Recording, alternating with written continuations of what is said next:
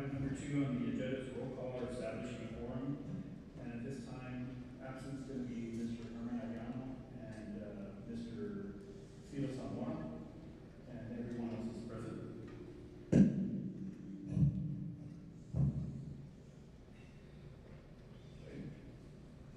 Item 2A is announcement of this meeting of the Alice Independent School District has been duly called.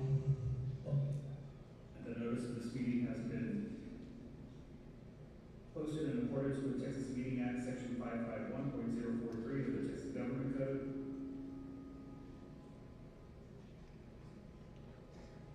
Item 3, which is a pledge to the United States flag, Texas flag, and a moment of silence.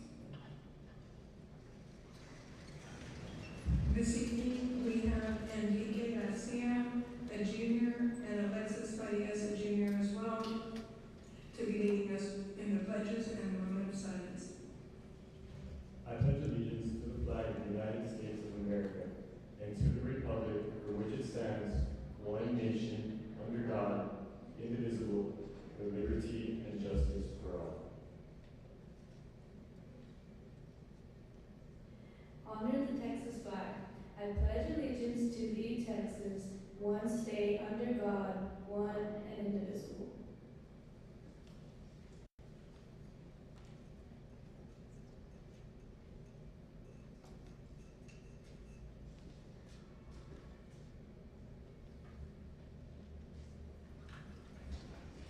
Ricky is the son of Enrique and Marco Garcia, and Alexis is the daughter of Bedna Aguilar.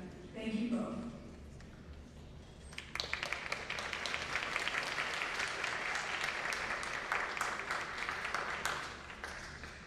Item number 4 on the agenda is recommended approval of the minutes, which is for 8 minutes from regular board meeting January 13, 2025.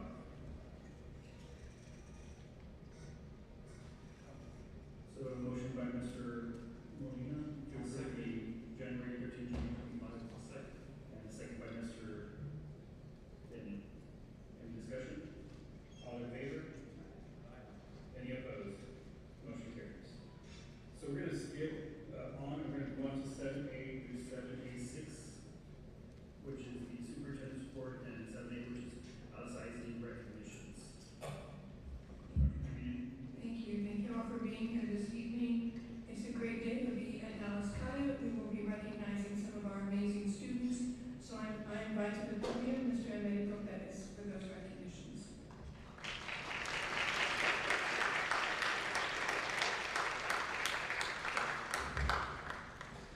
Good evening, board presidents, Superintendent Dr. Zevino, board trustees, distinguished guests, parents. Today I'm here to talk about our Alice ISD Fine Arts and all the recognitions and achievements they have had the last few weeks and months. And we're going to begin today with our Alice High School cheer in recognition of their UIO state competition they had back in January. And tonight I call to the podium Ms. Lisa Cisneros.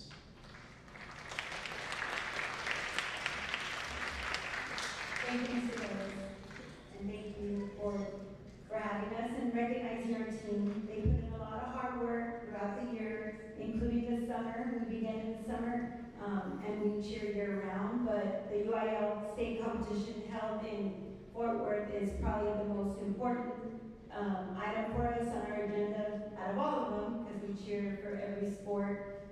We also do what we can for all organizations across the board throughout our high school.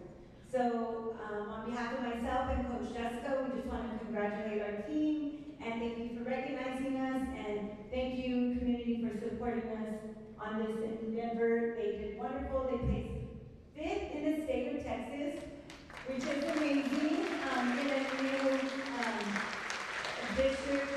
For 5A, we were 4A last year, so having to step up and kind of make some changes so that we fit in with this bigger division, the girls really did a good job this year. So thank you, ladies, for allowing us to coach you and guide you and doing so well. At this time, I'm going to go ahead and announce our team. First off, we have junior Michaela Alabama.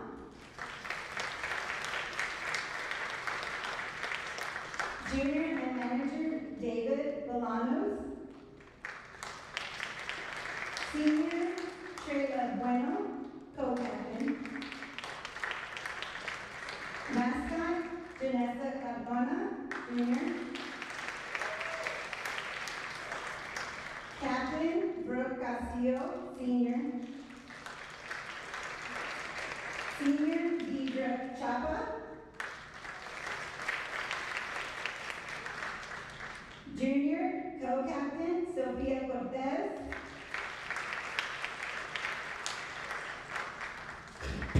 Senior Victoria Diaz.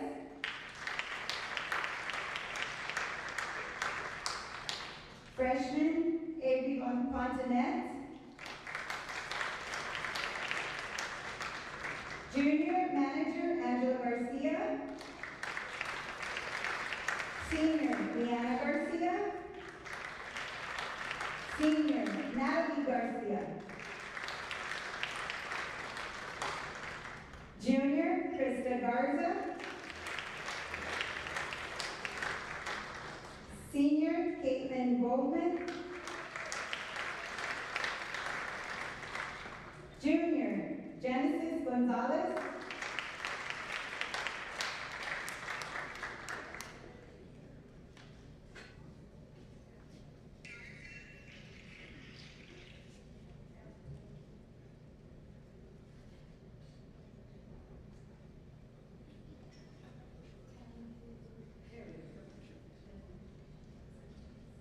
Sorry about that. Freshman Jazz.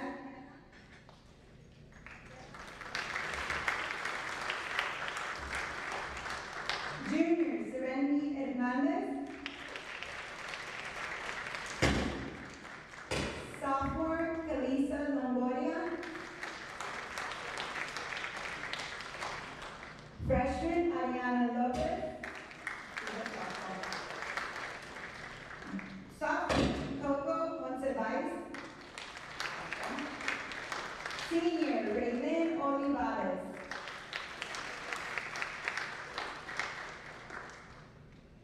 Sophomore Madison Pacheco. Freshman Madison Padron, she's a sophomore.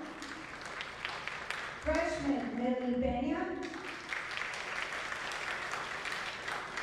Sophomore Tiffany Plasencia. Senior Alyssa Rivera, she's a sophomore. Senior Alyssa Rodas. Freshman Destiny Rodriguez. Junior Leandra Rodriguez.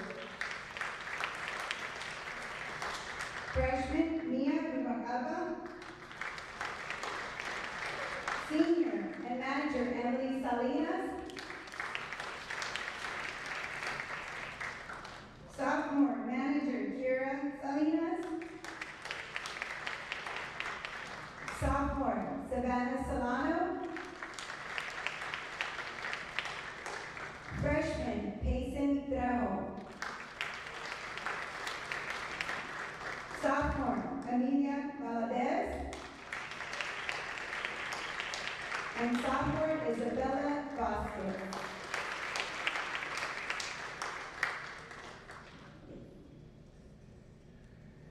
Again, thank you for your support and congratulations to our 5th in the state ranked cheer team.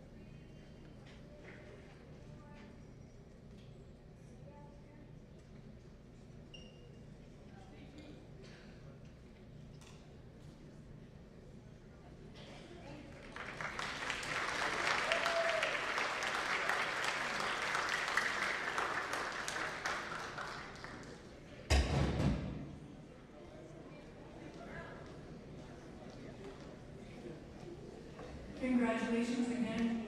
Girls, y'all did great. The challenge is to get even better, right? Now we also have Mr. Pettis back on to recognize TMEA East Zone Middle School Region 14 All Region Band.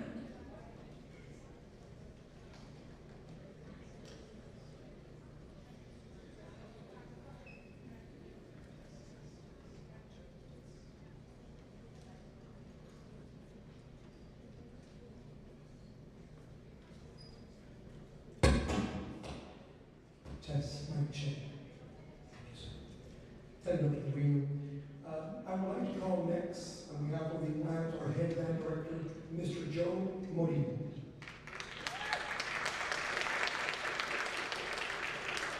Good evening, everyone. On behalf, we would like to appreciate everyone for recognizing the Rams band kids tonight.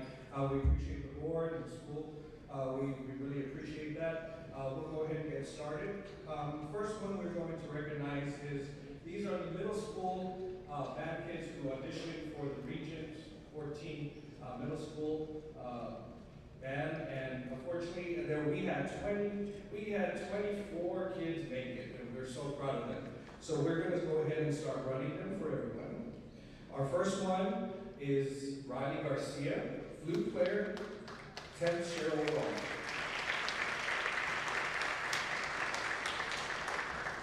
Next is Avery Canales, flute, 14 chair overall.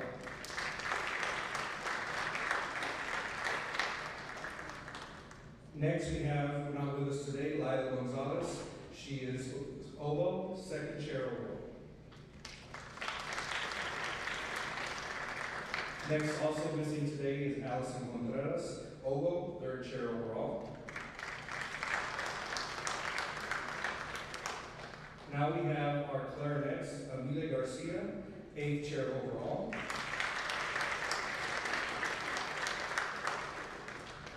Next we have Jocelyn Gonzalez, 14th chair overall.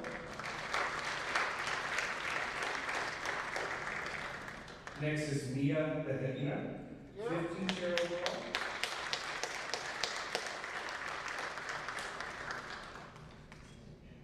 Next we have Mariah Alfaro, clarinet, 16th chair overall. Also not in attendance. Next we have Emily Chapa, clarinet, 17th overall. After that we have Olivia Mangala, clarinet, 26th chair overall.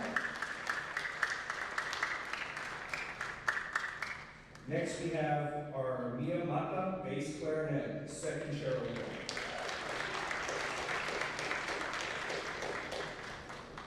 Our next one is Mateo Silva, alto saxophone, 7th chair overall.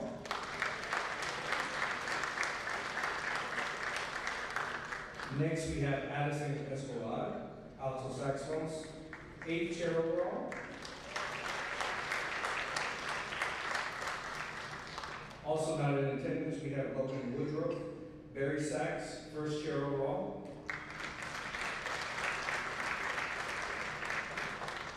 Also not in attendance, Neve Bedia, trumpet, 11th chair overall. Next we have Kira Thomas, trumpet, 12th chair overall.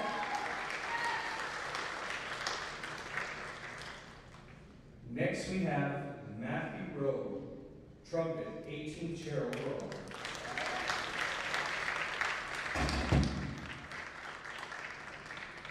Okay, next one is Jacob Rivera, French horn, 10th chair overall.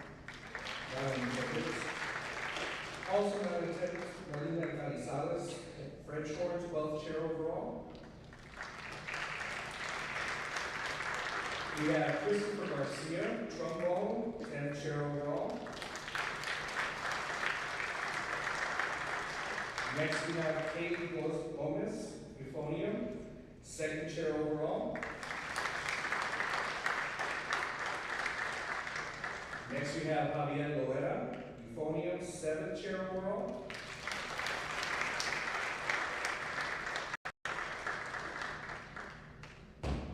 This next one is not in attendance, Sean Ramirez. He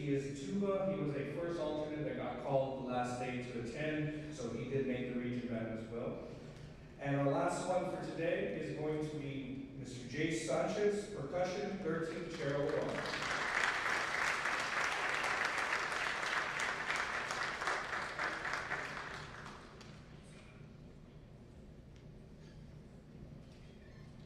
At this time, we would like to thank the students. They've been working hard since August, in the mornings, afternoons with me, and their teachers.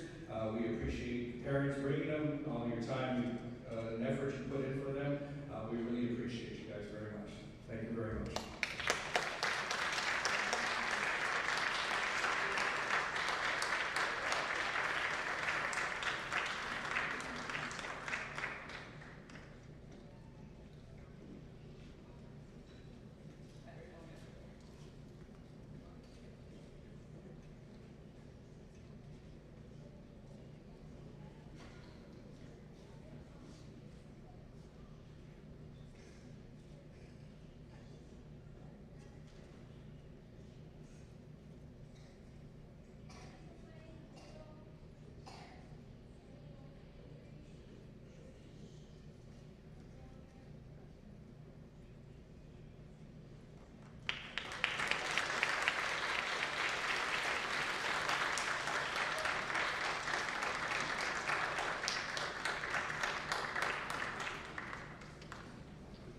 Congratulations again. Now we will continue with the TMEA Region 14 All-Region Band and Area Qualifiers. Thank you, Dr. Levine. We are going to be recognizing our Alice High School TMEA Region 14 band students as well as our area qualifiers. These students went through a rigorous process of district, region, and area, trying to get to a state chair, and they are as follows. I have Mrs. Garza helping today with handing out her certificates. We have Alyssa Arellano, 5A Symphonic Band, 6th chair.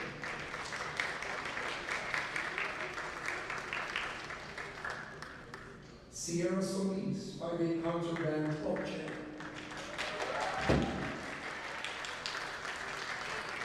Noah Rosenbaum, 5A Symphonic Band, 1st chair and area qualifier.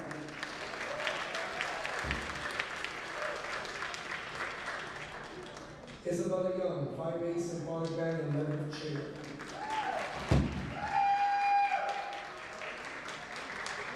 Emma Rodriguez, 5A Concert Band, 4th chair. She got raised today. Sochi Benya, 5A Concert Band, 11th chair. Brenda Rios, 5A Concert Band, 3rd chair. Benjamin Ragland, 5A Concert Band, 6th chair.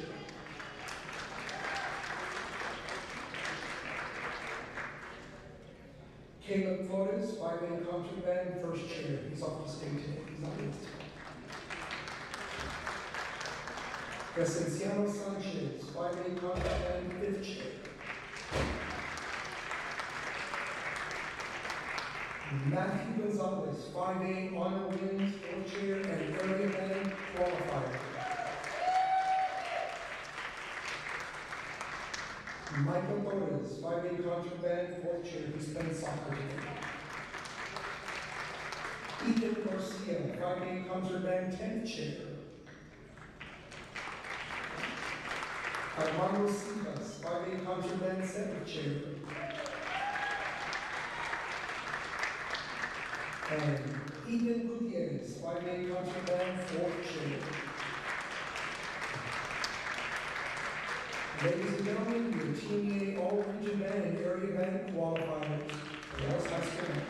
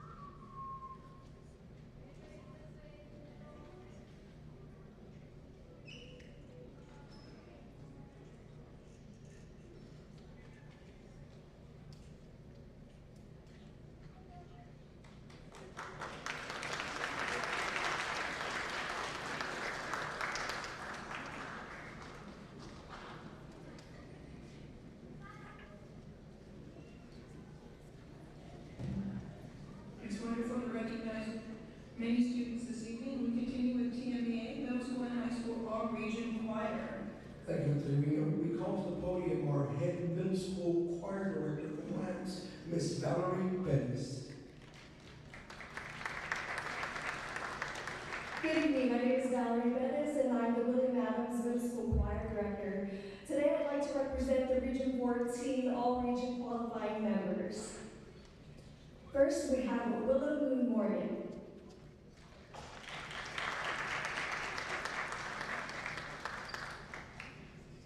Next, we have Matthew Ramirez Tennant.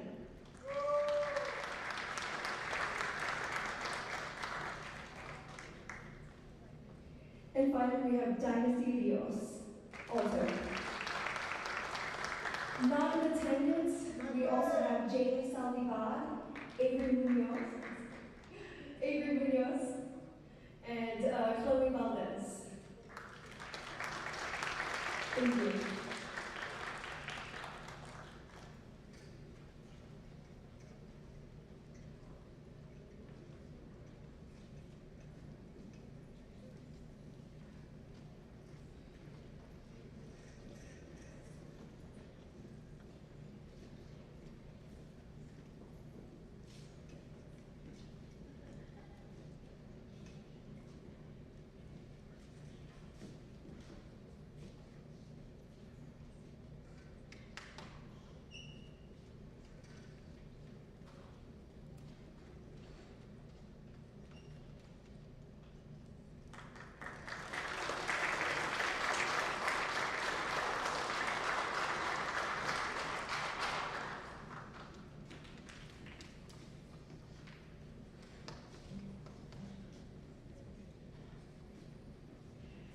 Now we'll be recognizing our TMEA, All-Region Treble Choir, All-Region Mixed Choir, and TMEA area auditions.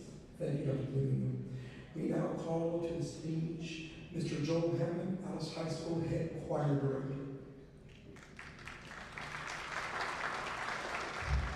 Board President, board members, Dr. Trevino, it's such a pleasure. Parents, distinguished guests, to present our all-region qualifiers for TMEA Region Choir. The first group that we're going to recognize are our all-region treble choir students, qualifiers, starting with Maribel Gonzalez.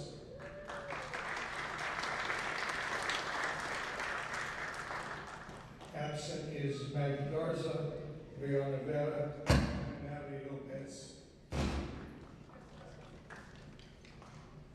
Our next group is our mixed choir region, all-region members and area qualifiers.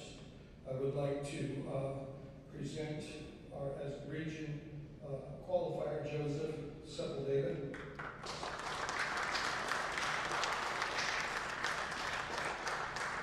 Lily Pena, Trinity Ortiz,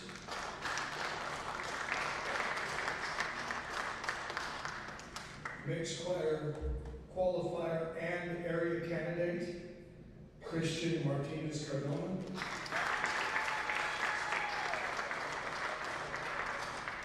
And mixed region qualifier and area candidate, Matthew Cannon. Not here this evening are Colin Sanchez and Priscilla Villa.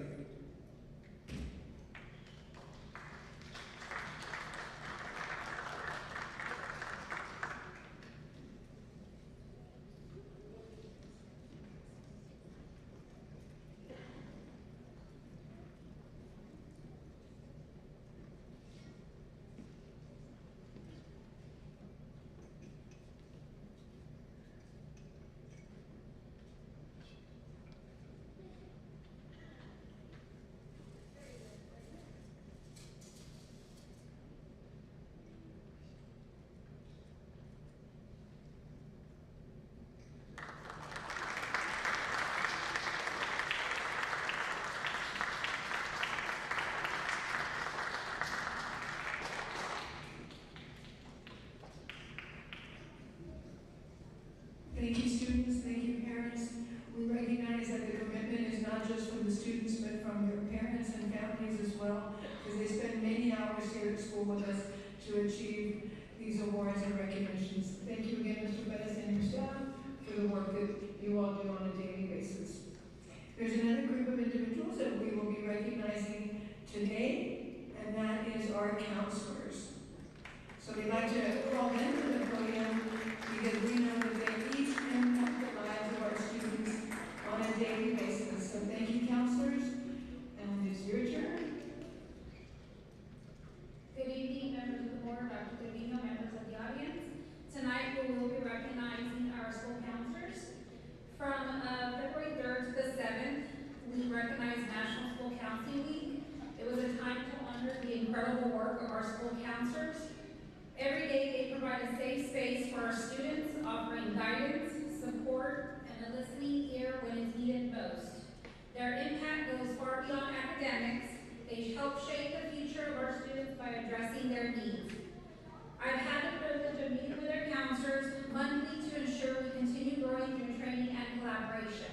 Their dedication to professional development and student success is truly inspiring. As a district, we deeply appreciate the commitment and dedication our counselors bring to their work every day. Their unwavering support for our students, staff, and families makes a lasting difference in our schools and community. Tonight, I am honored to recognize our counselors with a certificate as a token of our appreciation for their hard work and commitment. As I call your name, please come forward to receive your certificate. Alice High School, I have Brenda Barrera.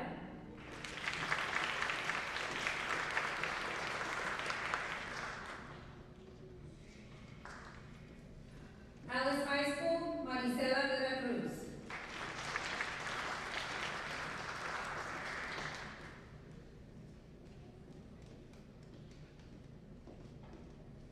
Alice High School, Melissa Galvan.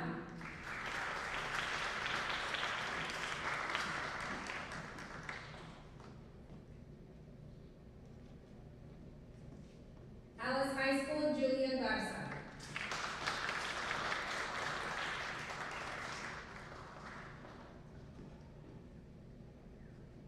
William Adams Middle School, Mireya Barrera.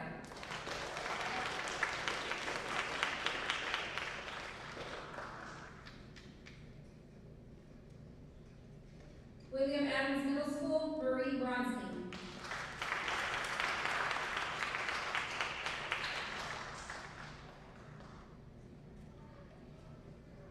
William Adams Middle School, Margarita Longoria.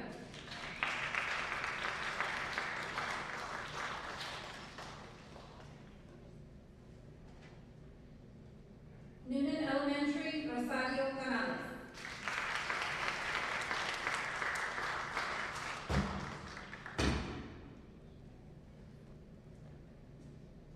Science Elementary, Carmela Ramos.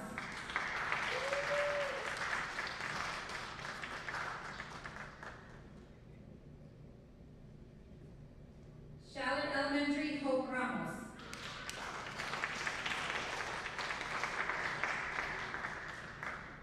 I don't believe she's here today. And DeVos Elementary, we have Edna Izaguirre. I know she's not here today. And then we do have a central office in our SPED department, Beatriz Cadena, and she also is not here today. To our counselors, thank you for all that you do. Your work does not go unnoticed, and we appreciate you more than words can express. Let's give them a well-deserved round of applause.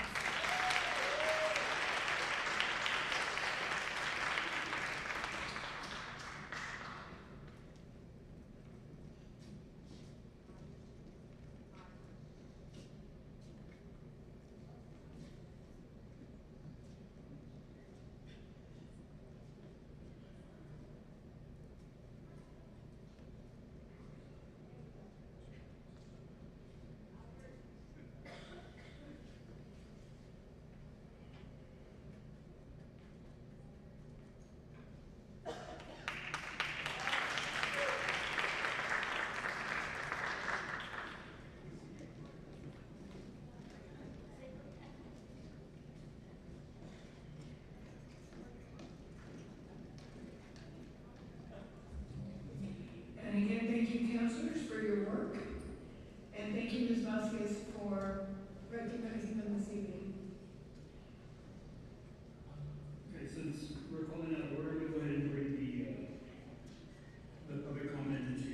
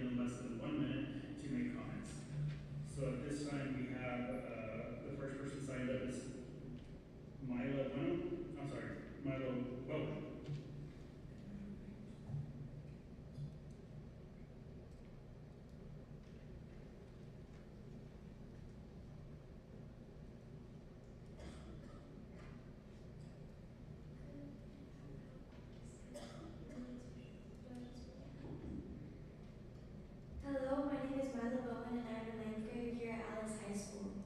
FCA is very important to me because in the small time that I have been a member of this group, it has quickly become a safe space and like a family. Even though I knew very people involved, they welcomed me with open arms. It has also guided me to make better choices and influenced me to think about my actions and helped me to basically be a better person overall. I believe that this group is not only a community, but a family. Thank you.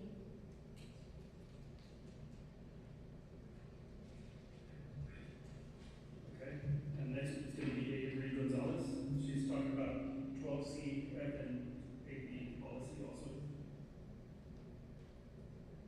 Good evening, my name is Avery Gonzalez. I'm a sophomore and I'm here today because I believe students should be able to meet on campus. Fellowship of Christian Athletes, or SCA, has helped me with mental health, bad habits, and friends. Thanks to SCA and our meetings, I have learned to control my anxiety, stop my habits, and stay away from bad influences. SCA has also given me a second family, a safe place where I can not only learn about Jesus but express myself without any judgment. Right now, the FNAB policy prevents our student-led group from meeting on campus after school. With that being said, I would like to speak on behalf of FCA and ask the school board to revise the FNAB policy and allow student-led groups like our own to meet after school on campus. I would like for my peers to have a safe place to turn to, whether they're an athlete or not. We aren't asking to endorse a specific religion. We simply ask that the FCA is given the same opportunity to meet as other groups. Thank you for your time. Thank you. Okay, next is number 3, which is Robert Martinez to speak about the 12C, F, and AB policy. Good evening. My name is Robert Martinez and I am a sophomore at the Alice High School. I am here today because I believe that the students should have a chance to meet together to learn about God through the FCA at our campus. FCA has made a huge impact on my life and on my journey through my faith. Throughout my involvement, I have experienced personal growth within myself and developed a better leadership skill as a student and as an athlete. FCA provides an environment where us students can come together to support one another in our journey of God and our faith.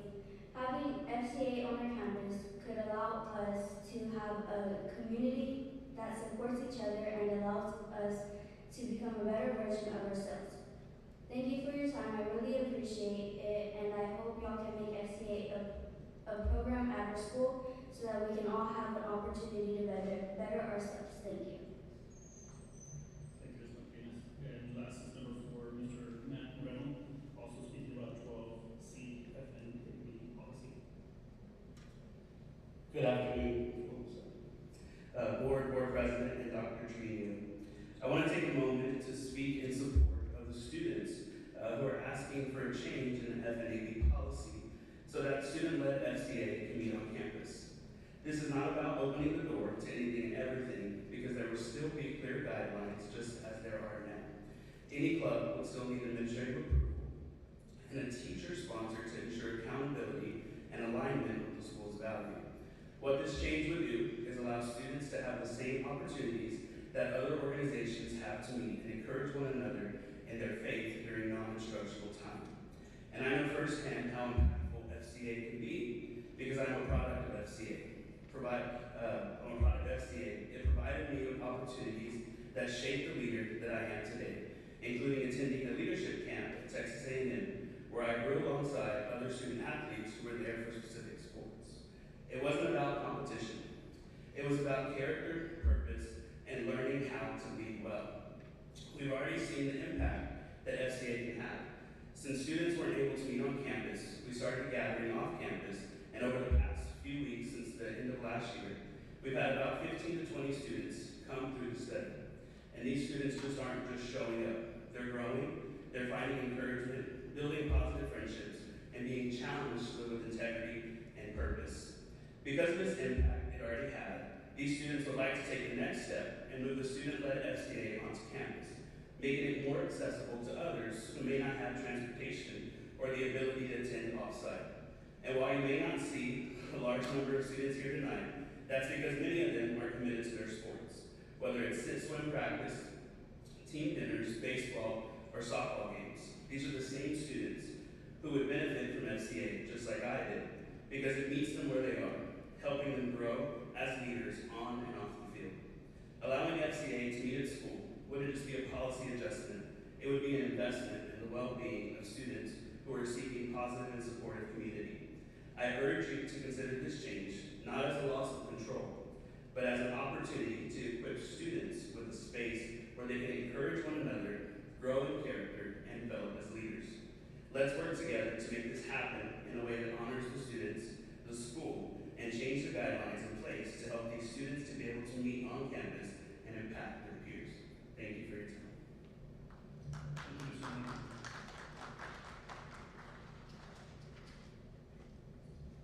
Okay, we're gonna move on to item 5, public hearing, Texas Academic Performance Report taper and federal report cards. Dr. T.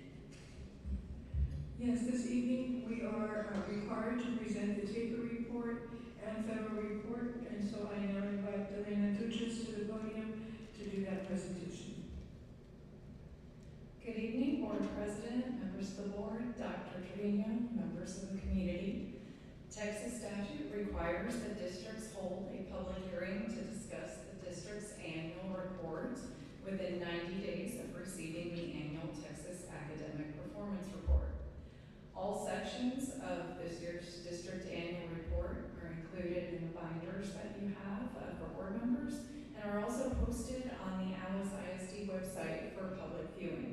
This presentation will include information regarding what data can be found within that district annual report. The 2023-24 district annual report is made up of 8 sections. So the first section is our 2023-24 Texas Academic Performance Report, or TAPER, and that is for the district as well as for each campus. Second section is the PEAMS Financial Standard Report. This one is a year lag, so that is the 22-23 report, again for the district and each campus.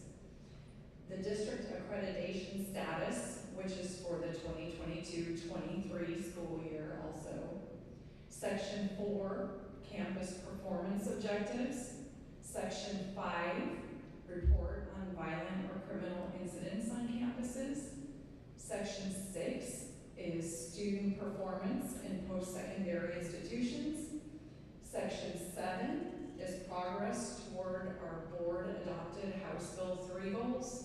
And then Section 8 is the 2023-24 TAPER glossary.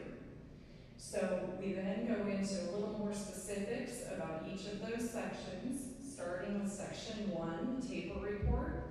The TAPER report is compiled by the Texas Education Agency for every district and every campus in the state.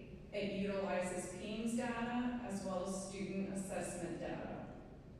It's published each year. It includes, as you'll see as we go through the slides, a wide range of information on performance of students in district and campus, and the performance is disaggregated by student groups, including ethnicity and socioeconomic status.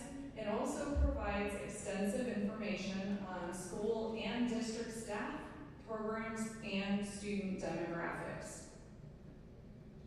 Also in Section 1, the TAPER report, it starts off with the cover page, which for this year includes only district or campus name and number. It typically would also include the accountability rating, distinction designations, etc. However, this year, because it does not include the A through F ratings due to pending lawsuits and different actions at the state level, those things are not included in this year's report. Also in the TAPER report, we have STAR performance. That's reported for 2024 as well as 2023 as comparison data. It includes all 3 performance rates, so approaches meets masters. It's reported for each assessment, all grades, all subjects, and then it also has a section on students who are at or above grade level, so meets grade level or above in each of the grade levels, reading and math assessments. School progress measures are also included, which include annual growth, which is reported by grade and subject, RLA and math. Accelerated learning, which is House Bill 4545 performance. So that's the data on students who did not meet the approaches level in the previous year, and then seeing where they are in the next year. Typically, academic growth would be included, which is domain 2A in accountability. That's your combination of the annual growth and the accelerated learning. But again, due to the pending nature of official accountability results from 2024, that is not included this year. There is also information included, bilingual education or English as a second language programs, including STAR performance and growth. STAR participation data is included in TAPER. It again is reported for 2024, the most recent, and comparison data from 2023. It's reported for all tests by subject area, and then also for our accelerated testers. These are the students who took their EOC, first EOC assessment in junior high. So for example, if they took Algebra 1 as junior high students, then their requirement for accountability in high school is ACT or SAT. Also included in the TAPER are attendance, graduation, and dropout rates. These are reported on a year lag, so it is 2022-23 results with 21-22 as the comparison from the prior year. That includes attendance, chronic absenteeism, 4-, 5-, and 6-year graduation rates, graduation plan rates, and then the graduation profile for our 22-23 graduates, the class of 23. College career and military readiness, or CCMR, included, again, on a lag, so that would be 2022-23 data for our 23 graduates, with, again, the 21-22 as the comparison data. They break that down into whether it was college ready or the career military ready, and then also breaks down the CCMR indicators, TSIA, credit for college prep, AP, IB results, ACT, and then also includes other post-secondary indicators.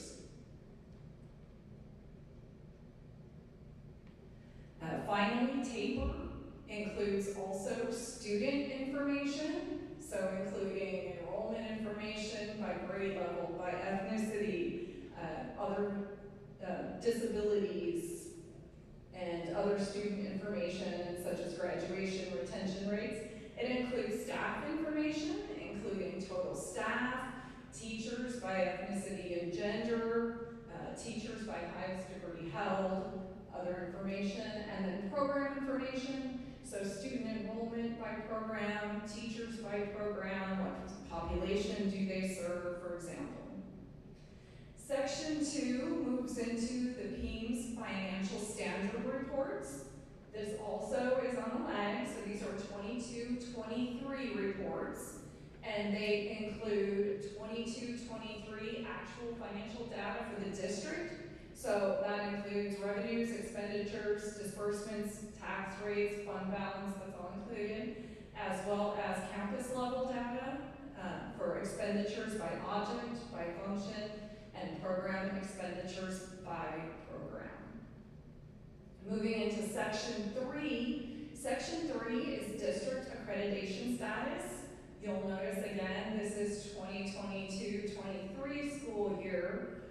Typically, annually, TEA assigns one of the 4 accreditation statuses to each So either accredited, accredited warrant, accredited probation, or not accredited. In order to assign this, they look at academic accountability, they look at financial accountability, data integrity, and program area deficiencies, which are identified through results-driven accountability. However, again, due to the pending nature of A through F ratings, the most recent accreditation status we have is the accredited status from 22-23. Section 4 includes campus performance objectives. So this has information on campus improvement plans, which have been developed by each campus as required. These campus improvement plans include board-approved performance objectives, and they periodically measure progress toward those performance objectives. The updated campus improvement plans for 23-24 with both the objectives and the progress toward the objectives are posted on the district's website and are also available for review at central office or at the campus. Section 5 is the required report on violent or criminal incidents. So Texas Education Code does require each district to publish as part of the district annual report this report on violent or criminal incidents. The report is available at central office or on the website, and there is a snapshot here of the 23-24 school year, which notes 3 total incidents at Alice High School, which is an incident rate of about 0.2%. Section 6 of the district annual report is student performance in post-secondary institutions. So on this one, the report is about student performance during their first year enrolled after graduation from high school. So the Texas Higher Education Coordinating Board compiles this data, and the most current report is 21-22 high school graduates, so the class of 22. And they calculate this for each student. They calculate the grade points and college level credit hours earned in fall 22, so they graduated in spring of 22. So fall 22, spring 23, and summer 23, and those are added together to get the GPA. Section 7 includes progress of the district and each campus toward meeting the previously board adopted House Bill 3 goals. So this is required, again, to be included as part of the annual report, and it is related to early childhood literacy and mathematics proficiency plans and CCMR plans, and this progress was summarized in the House Bill 3 progress report, which was provided to the board on September 9th of 2024. The final section of the district annual report is section 8, which is our taper glossary, and that simply provides the definitions and describes methodologies, lists sources for each of the data points in the taper. A Spanish version of the taper glossary is scheduled for release early this year. So finally, the district's taper, as well as campus improvement plans and the district's annual report, are already posted on the district's website, so they're publicly available there. Paper copies are available at central office and on each campus. And for additional questions, the contact is Dr. Alma Garcia, who is the Executive Director for Federal Programs. Any questions? Thank you. December 12th. Yes, we are in compliance with the 90-day date. Yes, ma'am.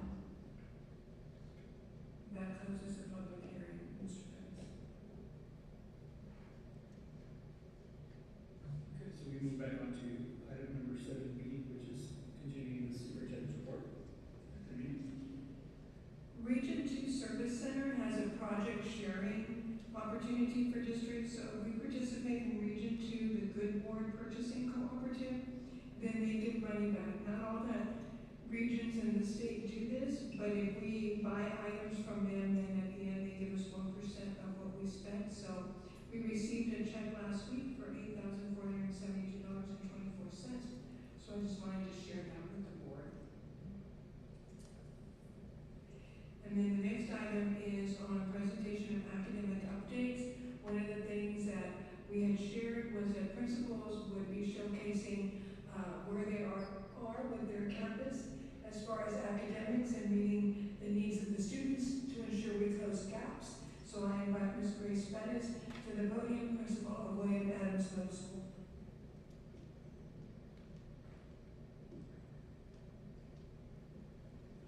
Good afternoon or good evening, members of the board and Dr. Domingo. My name is Grace Bettis and I am the principal at William Adams Middle School. So I'm going to provide the academic update. So first I wanted to introduce our leadership team at WAMS. We have Mrs. Lori Ledma, who is our Dean of Instruction, Shannon Ramon, who is our 8th grade assistant principal, Noemi Garcia is our 7th grade assistant principal, and Mr. Esteban Lopez, who is our 6th grade assistant principal. And our motto this year, in addition to I Matter, at WAMS, we kicked off the year with our motto, believe to achieve. And so what we are sending a message is, we have to believe in ourselves, we have to believe in our students, and our students have to believe in themselves, because that's the only way that we're going to show progress and reach high levels of success.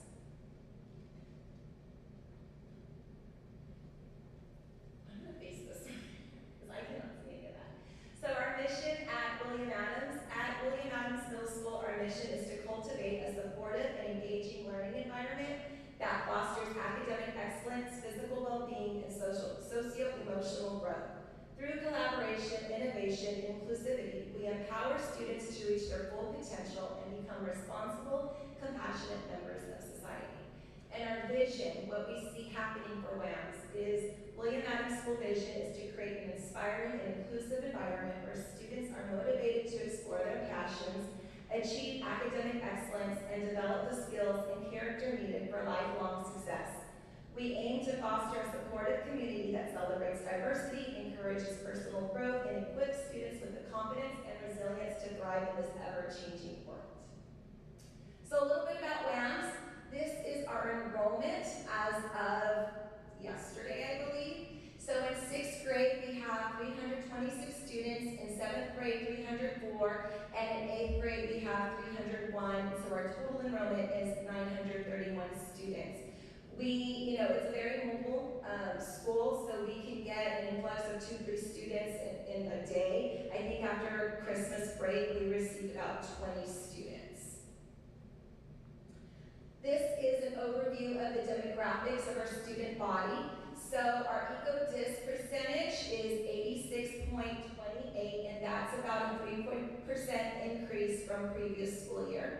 Our at-risk is 56%. Our SPED population is 19%. Our ESL learners is 4%, and our gifted and talented is 5% of our demographic. So we all know that attendance is super important to student success. So our goal for this school year was to increase our student attendance to 93%. Last year, WAMS ended with 91%. So some of the things that we've been offering our students and our staff and our parents is really checking in with our students about attendance concerns, making sure that we're making contact with parents, having those attendance check-ins. Free dress is very popular at our school on Fridays. They look forward to the announcement at the end of the day, and if I forget to make the announcement, I will get calls, and so then I'll post on Facebook. But we've been doing a really good job of meeting our attendance goal. We also have classroom competitions, and so some of the classrooms, we have one classroom per grade level, and we give it a certain time period, and so whatever classroom within that grade level has the highest attendance, they receive a catered lunch. So we've done things like pizza parties, and even Chick-fil-A is really big. We also are going to be offering a perfect attendance field trip for the end of the year. And then we're always tying in consistent attendance into any of our academic incentives. So anytime we have some type of academic incentive, we always include the importance of consistent attendance as well. So this is just an overview of the attendance in comparison to previous years. You can see throughout the fall semester, we've had an increase in our attendance every single month. So as far as academics, one of our goals, and it's aligned to one of our performance objectives, is to improve our, well, we weren't rated officially, but this was our projected rating. WAMS was a 72, which translates to a C. So our goal this year is to increase from a C, a 72, to an 80, which would make us a B-rated campus. This is the accountability for last school year. And so you can see the comparison from 22-23 to 23-24, and you can see that WAMS increased 2 points from previous year to continue being in that C. So our goal is to, of course, increase that. So what I want to present to you is just some of the historical STAR data that we have and our goals for this school year. So what you're seeing in front of you is our RLA data.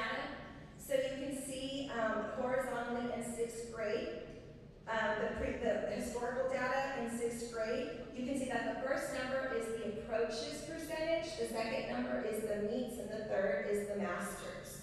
So in 6th grade, it is our goal to have 80% of our students approaching grade level, 55% meeting grade level expectations, and 35% mastering grade level expectations. And in 7th grade, our goal is to increase to 75% approaches, 50% meets, and 40% masters. And in 8th grade, 78% approaches, 50% meets, and 25% masters. English 1 is an EOC that, this is the first year we have it at WAMS, so we don't have any historical data on that, but you can see that we have our goals set pretty high for this group of students. So 100% meeting at approaches, 100% meeting at meets, and 85% masters. In math, our 6th grade goal is to have 82% approaches, 47% meets, and 30% masters. In 7th grade, 55% approaches, 35% meets, and 15% masters. In 8th grade, 75% approaches, 35% meets, and 25% masters. And again, algebra is another EOC that we offer at WAMS. And so our goal is to have 100% at approaches and meets and 90% at masters. So this slide right here is displaying, it's breaking down the amount of students that we have in these EOC courses. So in Algebra 1, we have 25 students who are currently taking that class. In English 1, 26, and in Biology 23. And so we're very excited about offering these EOC courses to our students. It's really introduced, that opportunity for our students to get ahead with their high school credits. We're going to have several students who are almost going to be sophomores by the time that this school year ends. And so we're really, hoping that this creates a lot of buzz, and it has, because a lot of our 7th graders have already been talking about the opportunity to take some of these courses. So we're just really excited about having this at Willie Mounds. So I know a few board meetings ago, we kind of talked about 7th grade data, because when they did a previous academic update, 7th grade data kind of stood out. So I wanted to just quickly update you on the progress that we're making in 7th grade right now. So you can see on the slide, we have 3 different assessments that they've taken. And so in December 12th, our students are giving the Salt Inequalities Assessment.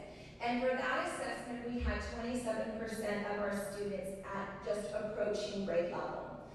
And so we did a lot of reconfiguring. We brought in a lot of support to help with the planning, making sure that we were hitting the standards and the TEKS with its intention.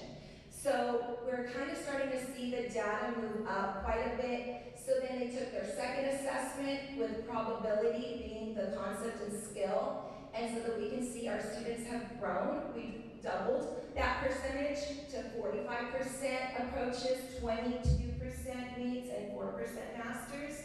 And then again, with that continued support through planning and preparation, and really just drilling into the standards, we looked at the next unit, and that was data representations, and that test was given on January 29th, and we can see that the students have grown to 72% approaches, 49% meets, and 27% masters. And so we talked a little bit at the previous board meeting about having our students experience a little taste of success. And so this has really helped them, given them the confidence, started a lot of conversations amongst our teachers and our students and even with ourselves. And so we're just very proud of the progress that our students are making, and we're going to continue working hard.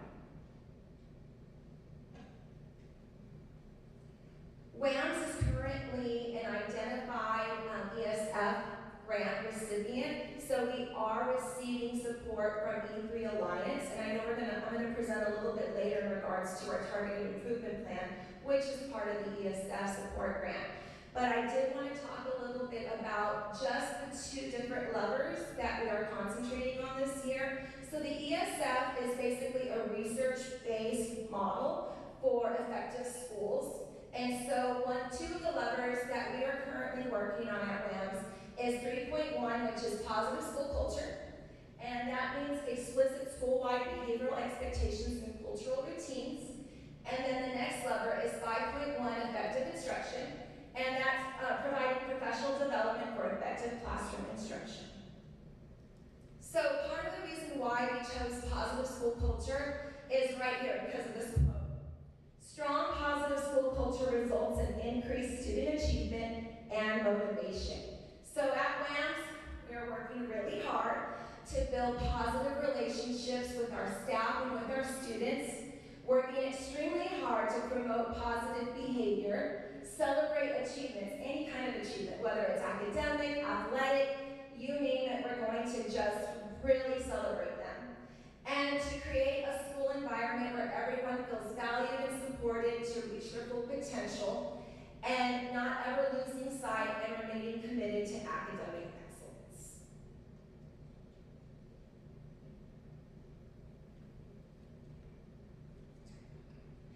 In regards to our academic focus, these are some of the things, these practices that we're currently implementing with our students. Our teachers are providing targeted team-based tutoring. Our teachers and our students are goal setting and data tracking. We have created student score projections. We are going to start offering admin small group and pull-outs for some of our students. We've been providing throughout the year consistently Saturday school where we provide structured instruction. One of our main focuses through the ESF is to encourage and implement more academic discourse in our classroom. So we want our students talking about the learning. And then, of course, everything is tied to writing. So and part of STAR, a big component of STAR is writing in response to reading. So using an exemplar model. And then content integration, because sometimes I think that teachers see themselves only as a science teacher. No, I'm a math teacher, I'm a social studies teacher, but we all need to see ourselves as a teacher of all things. So integrating writing in all courses, where I can, if I'm a science teacher, I'm going to integrate math in some capacity. So those are the things that we're currently working on as well, so that our students don't see it as separate, they need to see it holistically. These are some of the instructional supports that have been provided to our teachers throughout the year. You can see it's a pretty lengthy list, so I'll kind of let y'all read through that. But one of the most, I feel, instrumental parts is just the support that we've received from central office, Delana Thunches, Mia Campos, and Ms. Anna Holmgren, who have really been instrumental in helping us with our data. So I like to celebrate.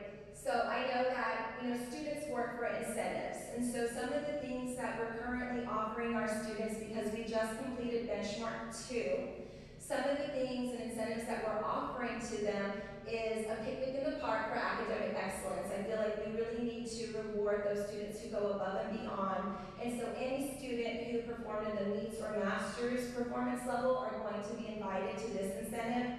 And then we also have a second incentive to urban air. This is a big one. This is what everyone's talking about at school right now. And they come up to me like, Miss Pettis, I dropped 1 point, and I still know. Like, I don't know, baby, we're gonna have to talk to your teacher and decide.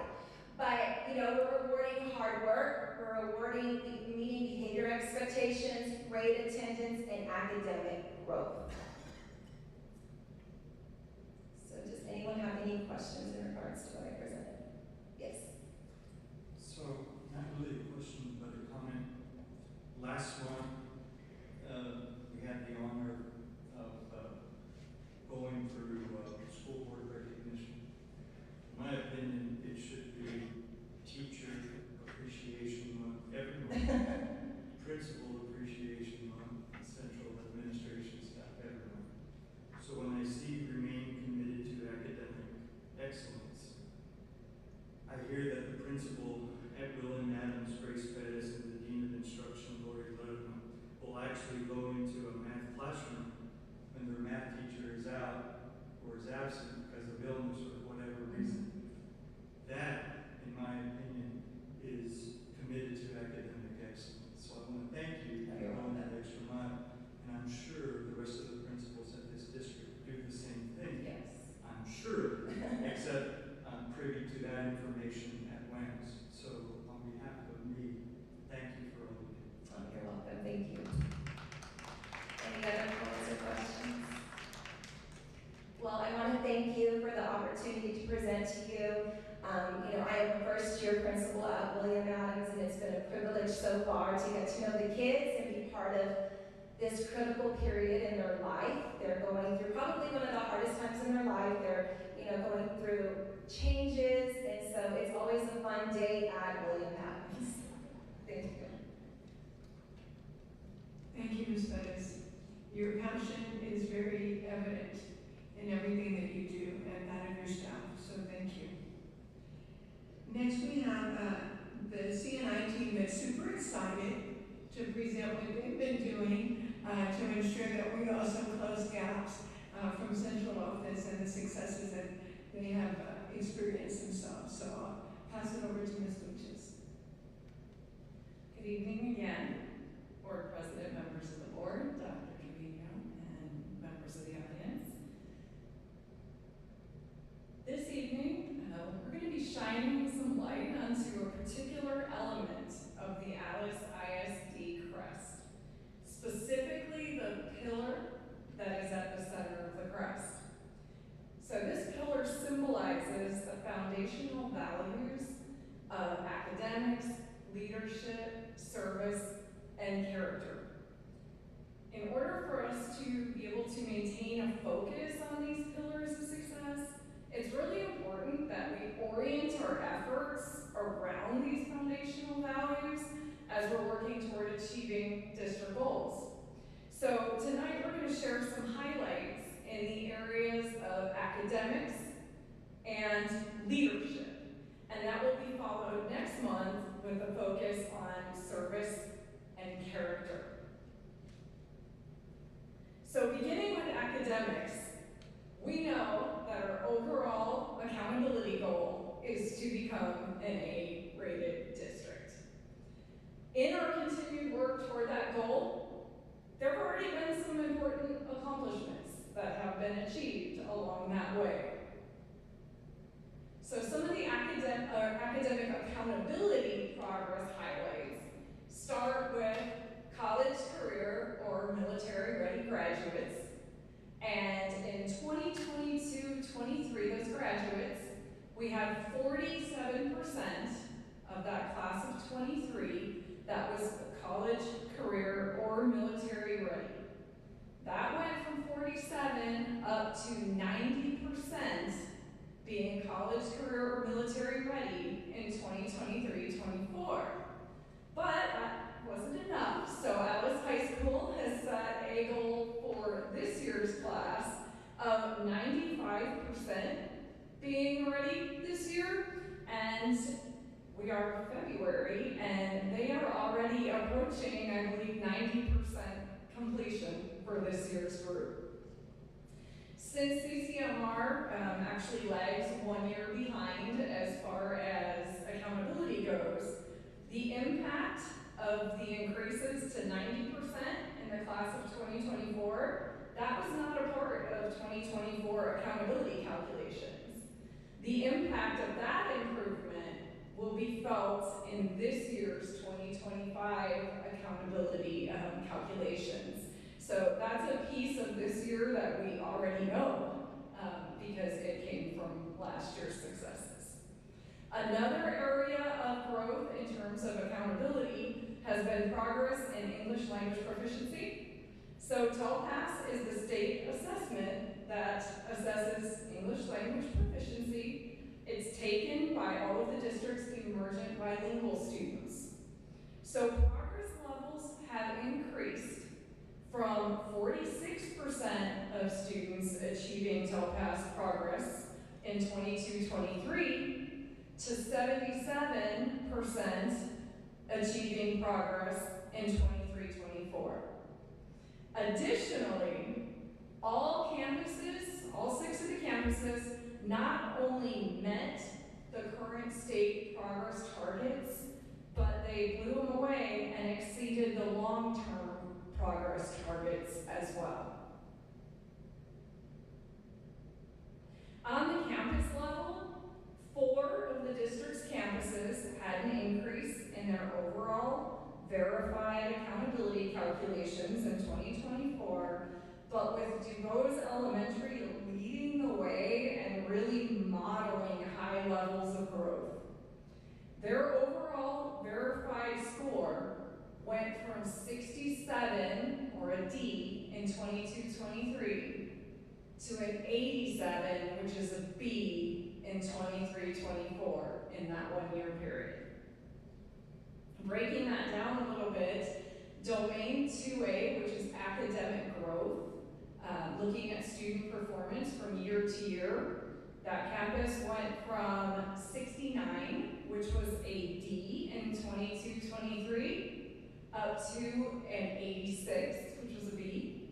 And in closing the gaps, the performance increased from a 62, which was a D, to an A, with a score of 90. So, in working toward scaling that type of growth across the district, we're going to have Ms. Gracie Garcia, who's going to share some of the things which have been put in place in working toward maximizing student achievement and continuing that kind of growth.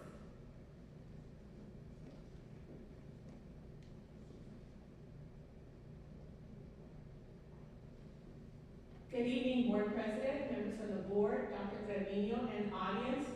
Well, you all heard all the great news that Ms. Grace Bettis had to share, and we're going to continue on that note. Great things happening in Alice ISD in the past 18 months. So we're going to start with William Adams Middle School. As Ms. Bettis mentioned earlier, we have introduced Honors English 1, Honors Biology, and so we're very, very excited about that. Taking these courses in 8th grade will free up the students as they are seniors to take courses that will help them prepare for college. So really, really great things.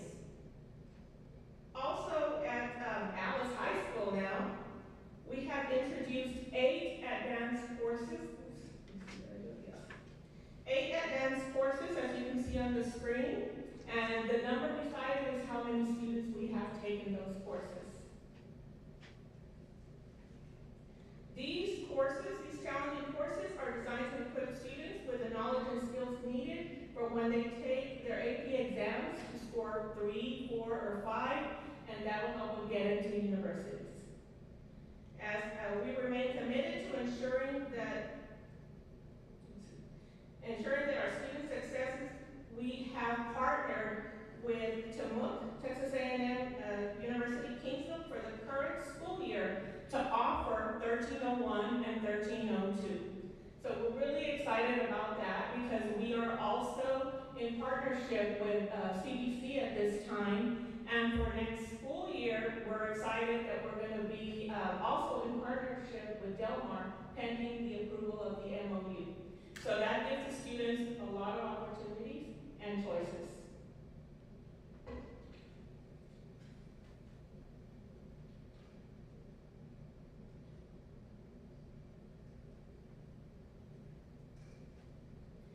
Also, Alice High School has been approved to be an ACT site for accelerated testers.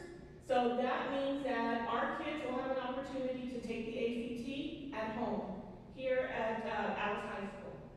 What better place where they're going to be comfortable testing, and instead of having to go somewhere else, they'll test there.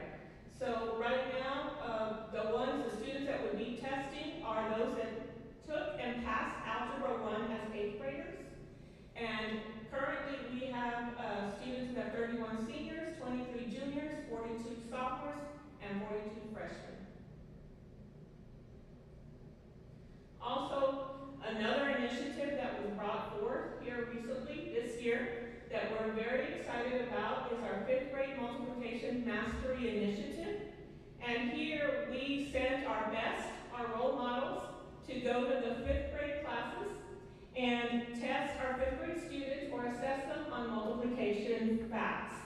You know that that's very important as they're preparing for math. As it gets harder, they have to have those foundational skills. The ones that went, Coach Castellano, there were several people, Mr. Salinas, sorry, and several others that went, came back very excited, because the kids had different strategies, had different ways of figuring out how to respond and how to answer and how to figure out multiplication tables. They were showing us how to figure out those facts. So we will again be going back in May to follow up on that, but to help the kids and help the parents continue to learn, we, the CNI team or the CNI department made flashcards. We send them home with the students and with a letter to parents so that the parents can also, if they can, help their students as well. We also have them displayed all over. If you visit some of the schools, they're displayed in hallways, and the teachers daily drill them on their multiplication facts. Also, our high-quality instructional materials. So in Alice ISD, our curriculums that we use, and thank you guys, thank you all, because you all approved them, they are 100% aligned to the TEACS standards. So we're very excited about that because we know that our kids are learning from the very best. And as far as campus observations, I know at one board meeting, I think one of y'all had asked questions about do we ever send teachers from one campus to go to another, and yes, we do. And so that cross-campus observations is exactly that. We have teachers going from one campus, visiting another teacher. It could be a new teacher visiting a veteran teacher that just wants to learn something that one of the other teachers is doing. And so they're collaborating and learning from each other. And so we've seen great success with that. A team from central office will join them, and that way we can provide feedback. Our Saturday Learning Academy. So on October 12th, we had our very first one, very targeted, very focused on the skills that the students need, or on if they have to make up work, or if they had quite a few attendance or absences. And so in October 12th, we had 244 students attend. November 9th, the principals and their staff really were busy contacting parents to ensure that we got the kids to come in on that Saturday. We went up a little bit to 249, but if you look at January 18th, we were very excited because we had 303 students, and Alice High School alone had 69 students in attendance. We were here on those Saturdays, the majority of the Saturdays. We go visit, and just seeing the principals excited, going into those classrooms and seeing how the teachers are working with small groups, very focused, is a great thing for Alice ISD. So we are always learning, and as we hire new teachers, we want to make sure that they are learning as well. and that we're supporting them as needed. So July 31st and August 2nd, we held our new teacher training, and we have topics such as lesson design and instructional delivery, effective classroom management to support them. So we provided professional development for them on all of that. But it doesn't stop there. We have continuous learning in Alice ISD, and so professional development opportunities, you have a list that you were provided, and I don't know if Mr. Lees can bring it up on the screen. There you go. So you can see we have a lot of professional development to support our teachers. So when a principal asks us for something or a teacher reaches out, we make sure that we look into it and we make it happen. We're here for teachers, we're here for kids, and like I mentioned, so many great things happening here in Alice ISD. I do want to go back to the math initiative, just to share a little quick story. I had a curriculum director from Pettis ISD reach out to me via email. The power of social media, she saw what we were doing, and she commended Alice ISD on what we're doing, and told me that great things happening are here at Alice ISD.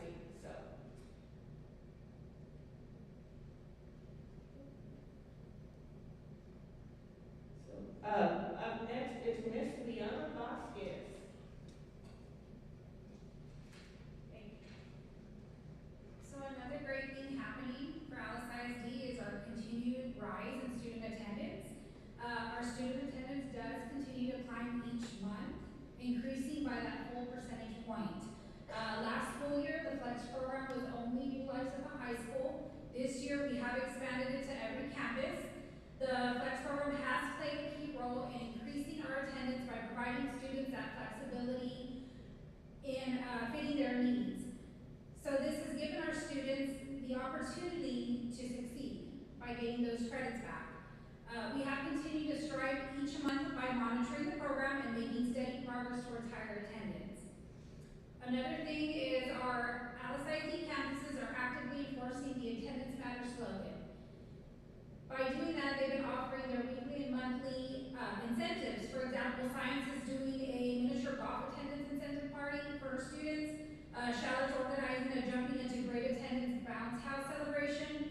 And Alice High School is running a sweets and sweats attendance challenge. That's where the students can earn the free dress days and food deliveries. So each year, I can say that we have successfully increased our attendance, and by providing the right support and guidance, I think we are confident that this momentum will keep going. Another great contributing factor is our improvement in teacher attendance. We have been closely monitoring the teacher attendance, recognizing the vital role they play in the classroom and the impact they have on our student success. When teachers are constantly present in the classroom, our students benefit from structured learning, engaging lessons, and a stable environment, all which have contributed to our students' higher attendance rates. Our Human Resources Department has done an outstanding job filling all those core teaching positions, providing essential support for student learning and ensuring a stable, effective classroom environment for our students. Another great contributing factor is our decrease in disciplinary placements. We do have a lot of our vaping incidents that are now on the decline thanks to our new vaping detectors. Those are located in the restrooms and our increased security presence in the high traffic areas, creating that safe environment for our students. Now, at the end of January of 23-24, the high school had 55 vaping incidents. By the same time this year, the number dropped to 34, a decrease of 21 incidents compared to last year. Our DAP discretionary placements have dropped thanks to our strong monitoring and student leadership, leading to that significant decrease in discipline issues. Our discretionary placements include violations of the Student Code of Conduct, persistent misbehavior, skipping, horseplaying, and other minor offenses. I can say that we have reduced the number of discretionary placements by 20 just at the high school alone this year. Next up, we have Mr. Charles Garcia.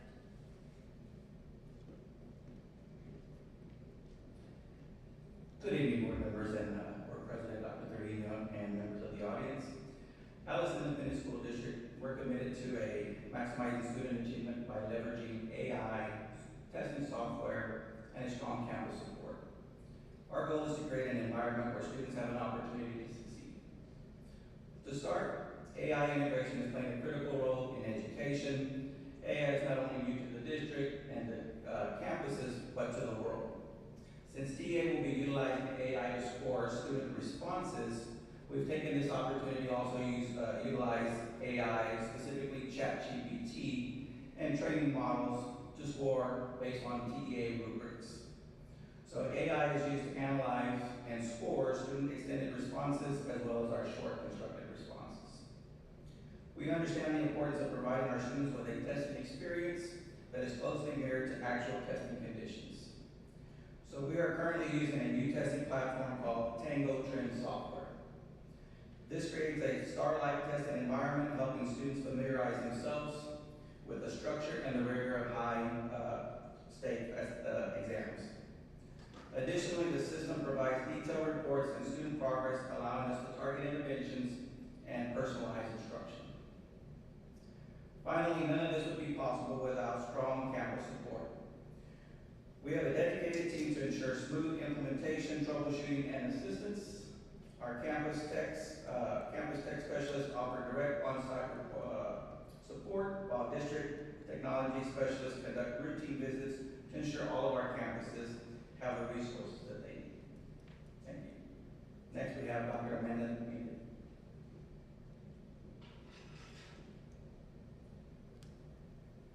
Good evening. Great things are happening to support students with disabilities. With 20% in special education and 7% in Section 504, we're making big strides to help them succeed. So some contributing factors: campuses are incorporating accessibility tools during the school day, allowable tools of course, such as text-to-speech, content and language support, and word prediction to help students become comfortable using these features for learning. We are keeping teachers and parents informed about changes to the Dyslexia Handbook, ensuring better support for students through the identification, evaluation, and instruction. We have rolled out formal coordination meetings. This allows collaboration between the special education teacher and general education teachers for better alignment of student plans to enhance student success. We are very fortunate to have a board-certified behavior analyst working with our teachers and students in the school setting. She's coming in to provide quarterly visits. She goes into all the classrooms, the adaptive ed classrooms and behavior classrooms to provide support to our teachers and provide that extra feedback for them. And we rolled out parent meetings at Charlotte Elementary, and we've seen huge success with these, a lot of parent turnout, parent involvement, and because of the success, we'd like to go ahead and expand those next school year as well to other campuses. So we're excited about our progress and commitment to helping every student thrive. Next, Orta will cover the upcoming section of leadership.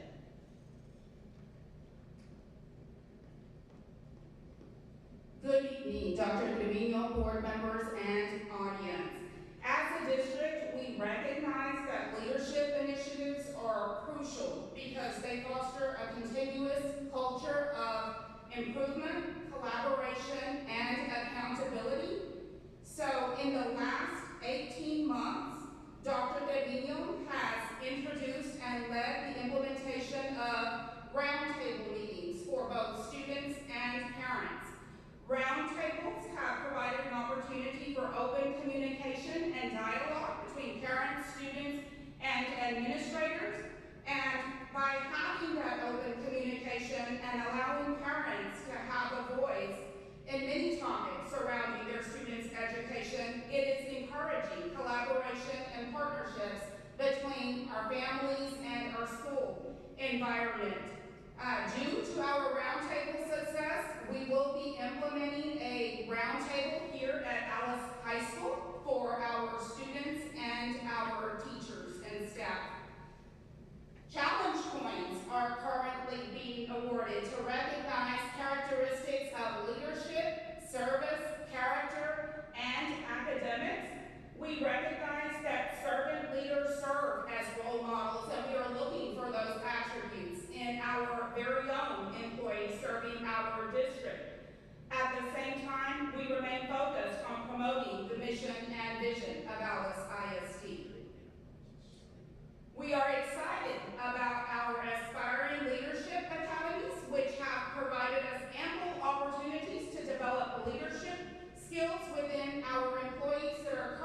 currently aspiring to be administrators themselves. Through targeted training on a variety of relevant topics and activities, we are preparing future leaders that may one day be sitting in our very own campuses. We regularly collect feedback from them through training surveys that we incorporate at the end of every training, and we are continuously refining our approach to ensure that our training is targeted and that they are gaining the skills that they need to be able to take back and implement at their own campuses. In the last 18 months, the sharing of best practices has provided us with an opportunity to attend professional development, to attend training, and bring that training back into our principals meeting. In turn, when we share those best practices amongst one another, because it is not only our leadership team from central office that is sharing best practices, our own campus principals are sharing best practices during principals meeting, and it allows immediate turnaround time for our leaders to be able to take that training and implement at the campus level in PLCs, in facilitated planning sessions, while at the same time adopting effective instructional strategies that we know are going to promote student success. And at the same time, there is an accountability for learning at all levels. Campus action plans have been developed at every campus. In developing action plans, administrators are involved with their teachers, really with the entire campus staff, in sharing the targeted goals that Grace Bettis was explaining here tonight. They collaborate, they consistently monitor those action plans. I sit with them as we do weekly check-ins. We will be meeting this week with principals to see where we are and where each campus sits in the accountability rating. And action plans overall allows campuses to have a clear focus on knowing whether our accountability goals are set to be met. And currently, we are in year 2 of implementing leadership academies. So leadership academies provide administrators across the district with professional development focused on both the campus and the district needs. It brings forth an immediate training that can, again, be turned around at the campus level in order that teachers, students, and staff are able to accelerate and just bring an overall achievement to student growth and personal growth. Up next, we have Coach Castellano.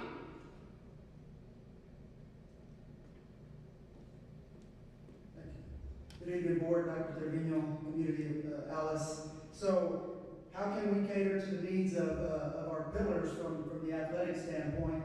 I'm going to go through a couple of slides and show you how we cater to those pillars of academics and leadership as well. So, as you can see with Peanut Butter Bowl, with our unified sports, our character development, you can see our CCMR there, our leadership council as well. Those are some of the things that we do from the athletic standpoint.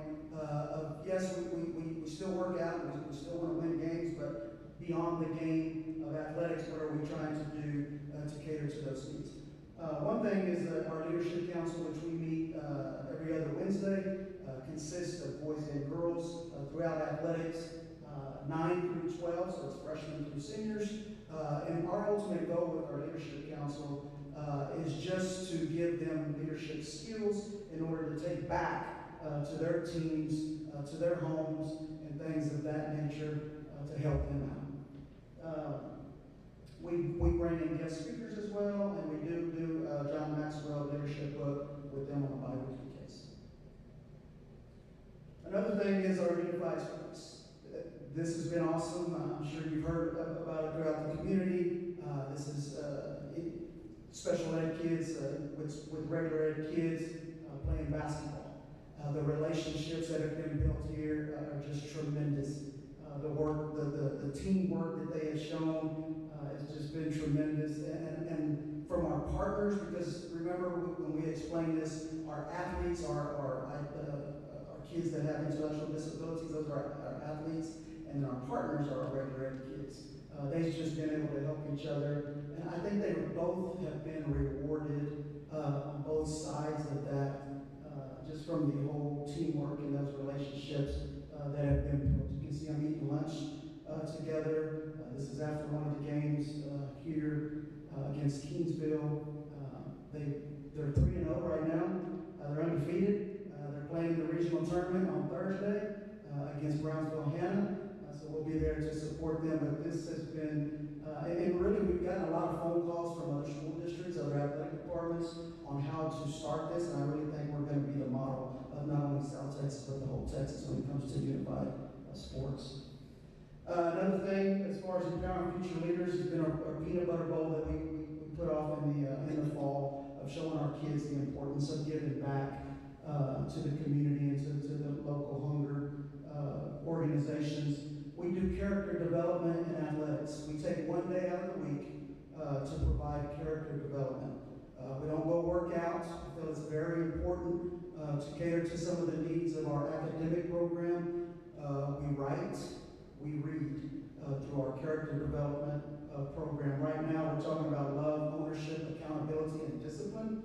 So our athletes are actually writing, and they're getting up and they're speaking in front of an audience, and we're taking one day out of the week to do that. I think that's very important that we instill good character into our young men and women. And then the last part is our CCMR, our college career military readiness. We've been pushing this, and I'm proud to say, as of right now, we have 82 athletic seniors, boys and girls. That's 100% of our senior athletes are ready to go. They're ready to graduate and walk across that stage, and they have met their CCMR. So, with closing, I think the pillars of success, we talked about academics and leadership, their skill, character, and service. This is a work in progress. I think they're very strong right now.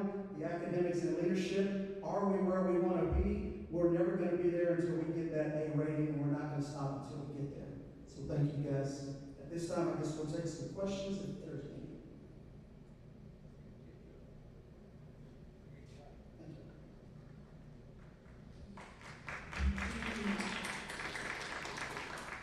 And it does take a team to make it happen, and so principals out in the audience, thank you also as well. This could not be achieved without you and the parents and the students that are working every day in building their own capacity so we can build the capacity in the community, so thank you. Now, Liana Vasquez, do you have an update on student services?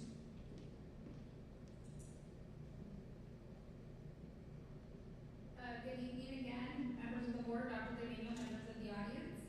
I want to bring to your attention our January campus attendance. As you will see here at the secondary campuses, we did have a slight increase. At high school, we had a 1.56% increase. At WAMS, we had a 2.33% increase. Although our elementaries still had that small, slight decrease, that did not stop us as far as our attendance for the district. If you look at the next slide here, we do have last year, we ended at 90.84%. This year, we're at 91.53%, which was still a 0.69%. But as we say, every increase is a win. Even if it's the smallest increase, it is a victory for our district. Our monthly attendance revenue loss analysis. In January of last year, we were at $1,259,874. This school year, we ended at $969,053.56, giving us that overall savings for January of $290,820.44. Another great thing I want to express here is our economically disadvantaged percentages. We did recently submit our PEAMS fall resubmission. We did have some great numbers to share with you. I kind of wanted to give you an understanding of how this high percentage of economically disadvantaged students can impact our accountability. Schools with that high percentage will receive additional consideration on our state accountability measures.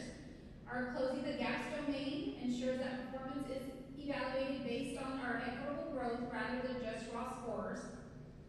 Our accountability systems consider student progress over time, And also our CCMR indicators often weigh economically disadvantaged student outcomes, helping our schools receive that accountability credit for efforts in career readiness programs, FAFSA completion, and workforce certifications. So this next slide, I want you to see the difference from last year to this school year for economically disadvantaged students. If you look at Alice High School, we had a difference of an increase of 6.45% of EcoDis students from last to this year. Same thing with William Adams, we had that 2.53%. Noonan Elementary is at 3.63%. Science Elementary, huge, 6.41% increase. Shallard at that 3.85% increase. DeBose at 2.8% increase. And overall as a district last year, we were at 84.35%. This year ending at 88.64%, which is a great win for us at that 4.29%. And that's all I have. Do you have any questions? And again, thank you for everyone, because to increase those numbers, that does generate more funds for the students, as well as they're, definitely making a difference with the accountability. So I'm excited about that. Thank you for your work. Under safety and security, just to let you all know that TA has conducted 5 out of the 6 audits. For the intruder audits, and we have passed all 5. We're just lacking 1 school that still needs to be visited in the next few months. We are working on fencing the multiplex, as well as fencing around the welding shop and the automotive. Those are a little different. They're called accordion fencing, but that's our next step with safety, putting a fence around the multiplex, as well as automotive and welding. Now we have Michael Hinojosa is in to give a small update or a short update on the facilities, as well as the bond dealing with the facilities.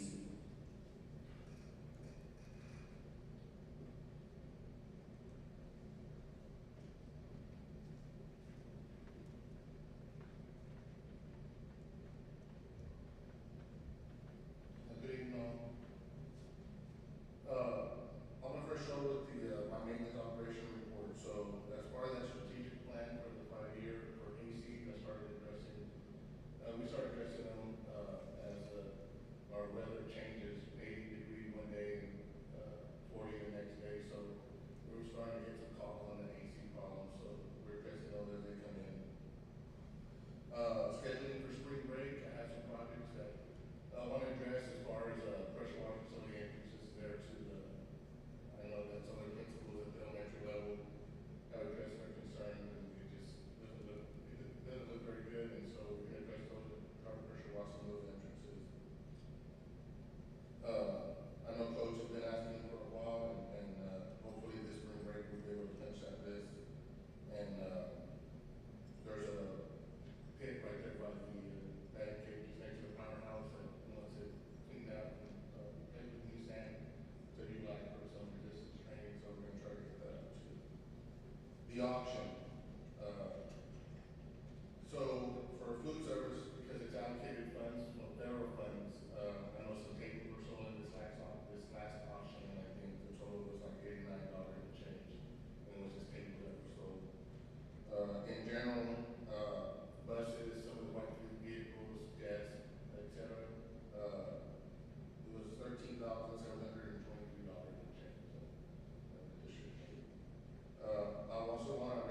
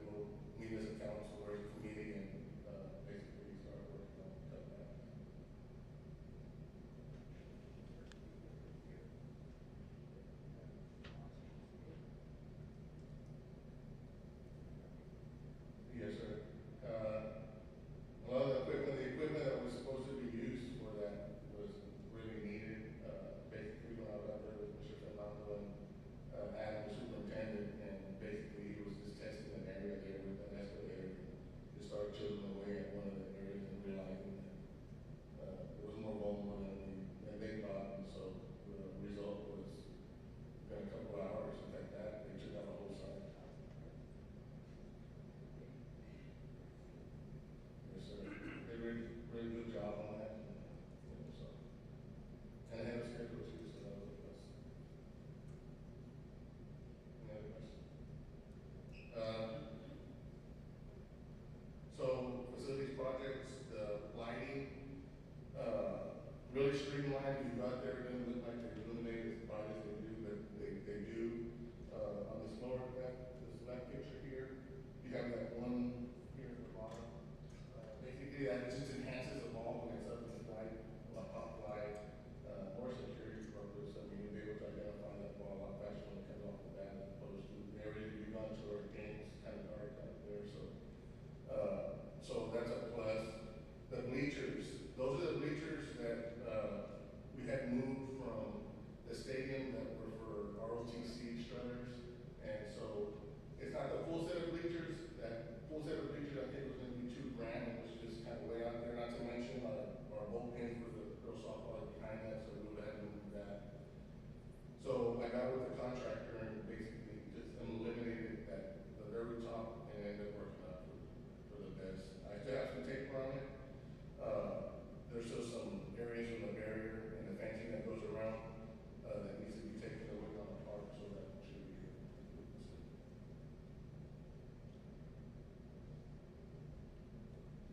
Any questions? Thank you, sir. Thank you for your time. Next, we have Brooke Chapa.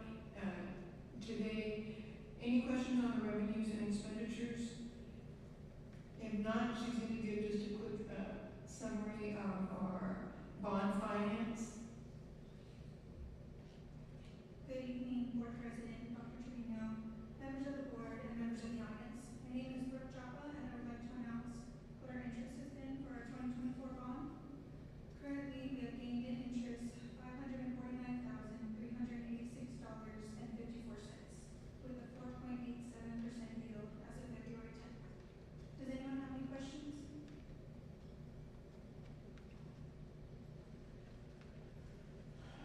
Thank you very much. Thank you, Brooke. Do you all have any questions? Yes, it's a little over $500,000 that we have gained in interest from the bonds, so we're anticipating a little more of that every month. Thank you, Brooke. Any questions for Mr. Perez or Coach Castellanos on their updates? I know that we already shared a lot on the students and their recognition, so thank you both. If there's no other questions, then we can move on, sir. Thank you, Dr. Trevino. We move on to item 8, which is the consent agenda. All items under the consent agenda are acted upon with motion upon the board members requesting an item on the consent agenda shall be moved to the action portion of the regular agenda. So at this time, is there a motion to approve the consent agenda?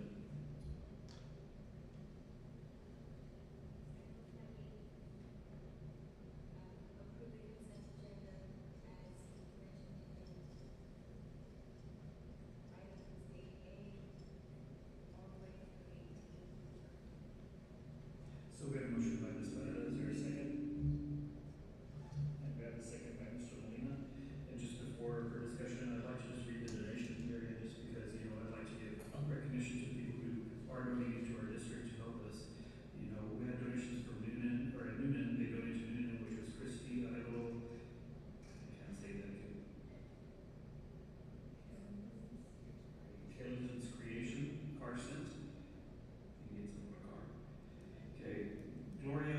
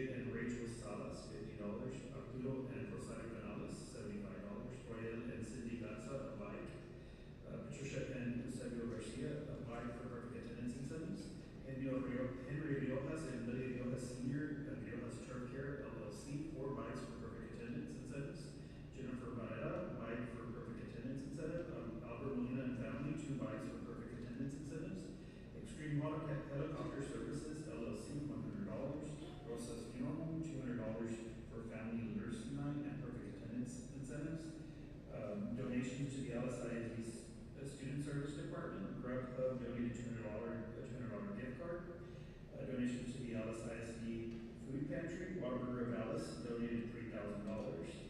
Donations to Alice ISD federal programs and parent engagement conference. Chick-fil-A donated $100. So that is all the donations. And so we had a motion by Ms. Ferreira and a second by Mr. Molina. Do we have any more discussion?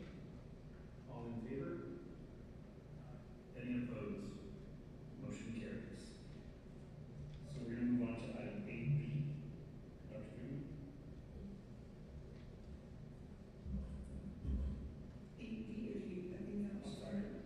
So 9B, right? Okay, great. So the first one is consideration and possible action of application for low attendance waiver due to weather. I don't know if y'all remember, but January 20th was a Monday and it was very, very cold. And so our attendance rate for that day was 69.29%. And the state allows us that if we are below 10% of last year, same time, then we can apply for a waiver and that day does not affect the district. Last year at that time it was at 91.18, so it was significantly below over 20 percentage points. So we're asking for us to apply for a waiver and would need you all's approval for that. So we have a motion.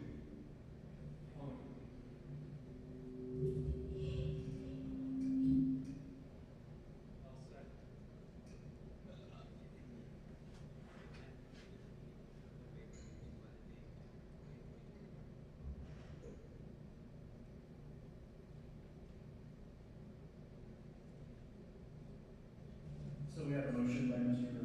Molina. Is there a second? We have a second by Mr. Peña. Any discussion? All in favor? Any opposed? Motion carries. Next is consideration and possible action of missed school days waiver due to unanticipated safety issues. So after that cold day on Monday, Tuesday, and Wednesday, we did close for safety purposes. We are still in compliance with the minutes. The state requires all students in the state of Texas to receive a minimum of 75,600 minutes. If we were to remove those 2 days, we are still in compliance and our students will be in attendance 81,440 minutes. Okay, so we have a motion. I'll make a motion to approve as read by Dr. Trevino for waiver due to unanticipated safety issues. Is that the one? Yeah. So we have a motion by Mr. Peña. Is there a second? And we have a second by Mr. Molina. Any discussion? All in favor?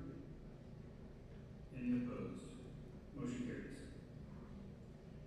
Consideration and possible action of resolution to pay employees for those 2 work days for January 21st and 22nd.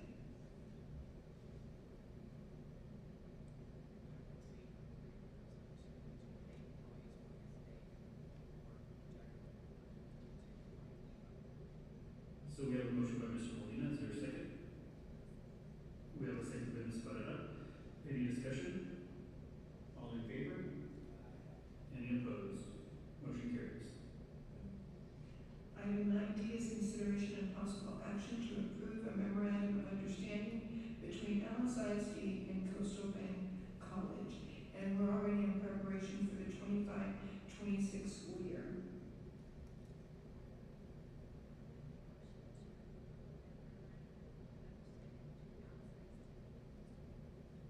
So we have a motion by Ms. Barrera. Is there a second? Second. We have a second by Mr. Peña. Any discussion? All in favor? Any opposed? Motion carries. Item 9E reads consideration and possible action of a memorandum of understanding between Alice ISD and Del Mar College. We just thought to expand our opportunities for our students to take dual enrollment courses. I mean, prior we've been working with Coastal Bend, but we'd like to extend that to include Del Mar to provide high quality instructional programs and give students more opportunities.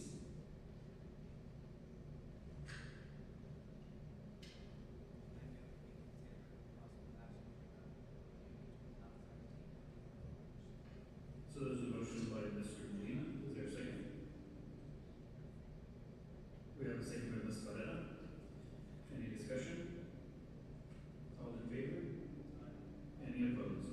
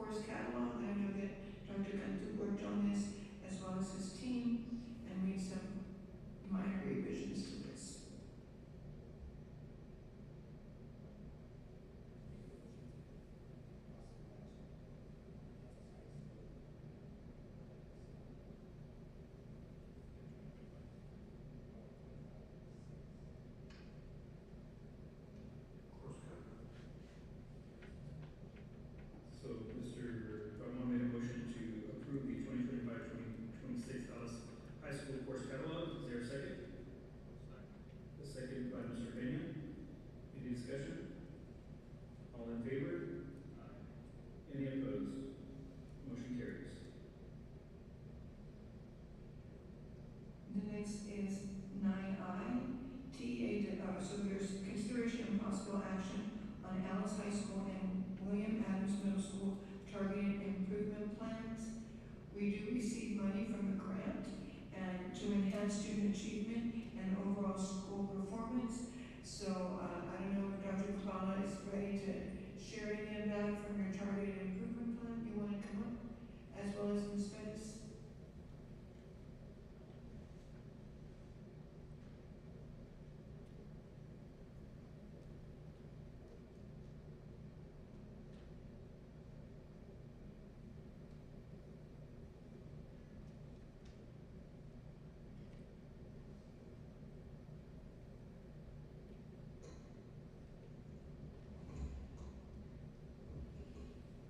Good evening, Board President. Good evening, Dr. Trevino, board members, and audience members. What you see before you are some slides that are going to frame our alliance with the Effective Schools Framework, and we've partnered with E3 Alliance. This partnership began in 23-24, and as part of this Effective Schools Framework, we have chosen 2 levers to concentrate on. The first one is 5.1, Professional Development for Effective Classroom Instruction, followed by lever 5.2, which is to build teacher capacity through observation and feedback. Again, this planning with E3 Alliance has resulted in the following campus initiatives.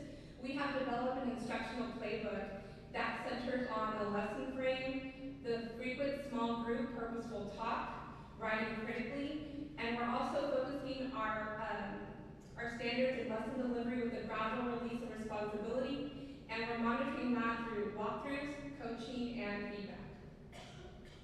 This is the actual instructional playbook that was developed with our E3 Alliance members. We have Levy Maynard and Terry Clement. We worked together with our admin team to look at the processes for framing the lesson, the processes involved in frequent small group purposeful talk, and writing critically. As part of our alliance with E3, we've also focused on HQIM, which is the high quality instructional materials. As you see, our Algebra 1, Algebra 1 Honors, Algebra Reasoning, and Algebra 2 Honors all have McGraw-Hill as their center point, followed by Maneuvering the Middle, IXL, and Carnegie for our Algebra 1 Honors and Algebra 2 Honors. We're going to be using the SAVAS for EOC Biology and STEM scopes as well. For U.S. History, we're using Lohman. And for English 1, 2, 3, and 4, we're using SAVAS and Write-A-List. And do y'all have any questions before I leave for Alice High School? So I'm going to present on William Adams' Targeted Improvement Plan. So Dr. Kabbalah and I received the same support from E3 Alliance with Lefty and Terry Clement. And like I mentioned before, we chose 2 levers from the Effective Schools Framework. The first lever is 3.1, Positive School Culture. So I have listed our annual outcome. By May 2025, all campus administrators actively participating and leading a shared system that supports 100% of teachers to ensure classroom-level implementation of a focused set of practices for providing a productive learning environment for all students. The shared system includes a detailed document with explicit expectations, a written communication plan for these expectations, a plan for support with training, shared tools for supporting classroom-level implementation through classroom observation, feedback and coaching, and leadership collaboration on data collected and differentiated support for teachers. So what this really means in a nutshell is we really wanted consistency at our campus in regards to routines and procedures. We really wanted our kids to experience consistency in all of the classrooms that they went into. They're all sharing a set of expectations, something as simple as how am I going to enter my classroom? What am I going to do when I get there? So we've created a document that outlines all of this for all of our teachers. And so our students know what to expect in each of their classrooms. So some of the key practice is campus instructional leaders provide clear expectations, training, and support so that teachers implement best practices for establishing and maintaining a productive classroom learning environment throughout the school. So So some of the action steps that we have done is we have communicated classroom environment expectations, and that was set at the beginning of the school year. The leadership team communicated classroom procedures and instructional sequence expectations. The leadership team provided explicit, effective training focused on classroom environment and expectations. The leadership team is continuing to monitor and support classroom environment expectations with observation, feedback, and coaching. And the leadership team provides explicit, effective training focused on classroom procedures and instructional sequence expectations. The next lever is 5.1, effective instruction.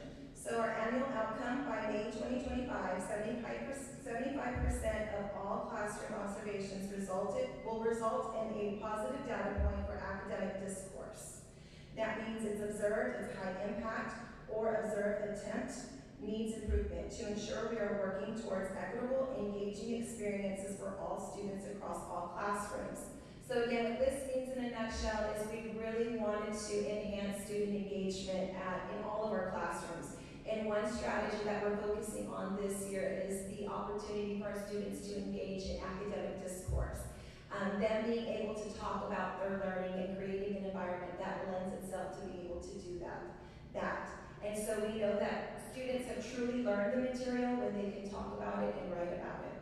So the key practice for that is campus instructional leaders provide training and support so that teachers consistently implement research-based practices for delivering rigorous instruction in any content. We have also created a document similar to the one that Dr. Kubala just showed, but it's aligned to the 4 effective steps for academic discourse. Some of the things that we've done to enhance that is use data and feedback to identify a priority strategy for engagement. So we came across, this is going to be our focus for the year. We're going to focus on our students talking. The leadership team communicated expectations related to the WAMs, expectations for academic discourse. The leadership team provided explicit, effective training focused on this campus shared framework for effective instruction, which is academic discourse. And the leadership team continues to monitor and support academic discourse with observation, feedback, and coaching. Any questions?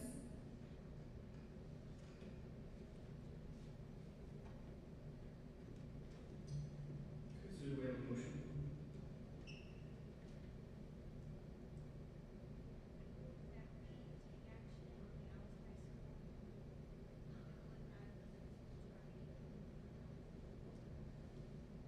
So we have a motion by Ms. Barrett, is there a second? And a second by Mr. Molina. Any discussion? All in favor? Any opposed? Motion carries. The next item, 9J, consideration and possible action to create a new position for a human resource coordinator. I think this will not cost the district additional funds. Ms. Viglianeva is new to HR, and in her evaluation of the department, she recognizes that there is a need to help her improve that department. The funds that would be used to cover this is, we recently unfortunately lost one of our members at HR, and so instead of, we're not going to necessarily replace it, we also had an FTE in the IT department. That individual has retired, so what we're going to do is merge those FTEs to be able to pay for this one position as a professional.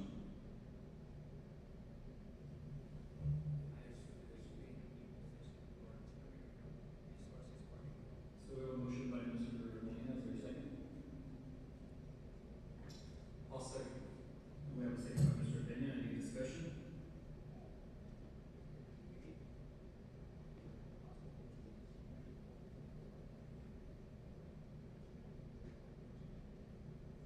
Well, at this time, since the budget has already been approved for the year, possibly in the summer when we start working on that budget, that could be looked at. But right now, we don't want to affect the budget, so we're good. We'll start off with this individual.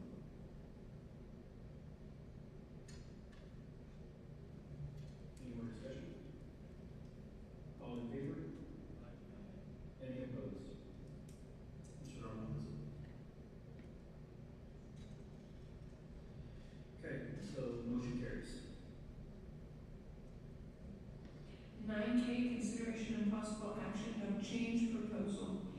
Existing piers were found as they were working on the stadium. This is not necessarily a change order, it's called a change proposal because we will be using the money that was set aside from the contingency, which was $100,000. This is a cost of about $37,500. So they discovered 15 pillars underneath Alice Memorial Stadium that they need to take care of.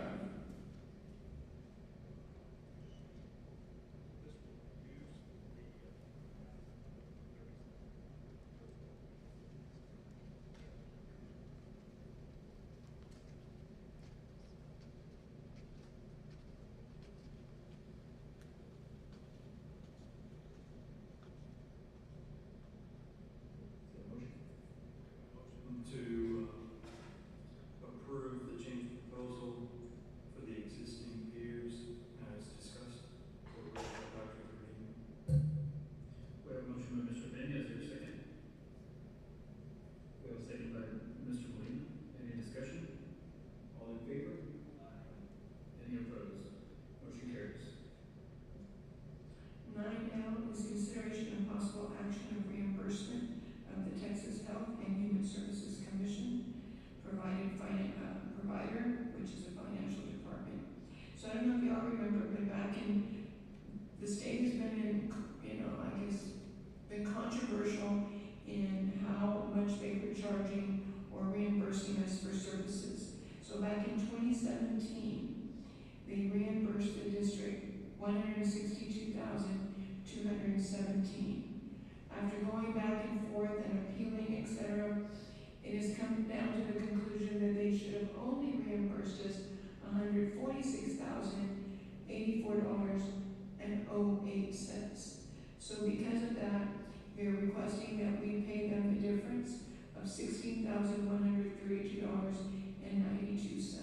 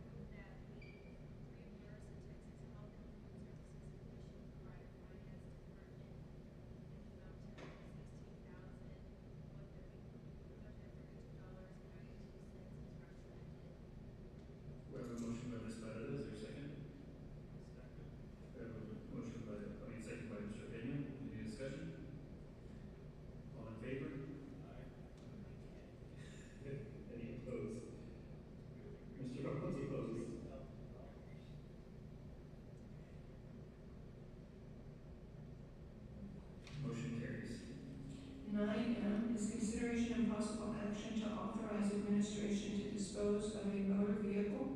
It's a 1988 Jaguar, so it's approximately 36 years old. It has been used for multiple years and it has been used to its capacity. So the CTE department, under the direction of Dr. Gantu, was saying we'd like to part ways.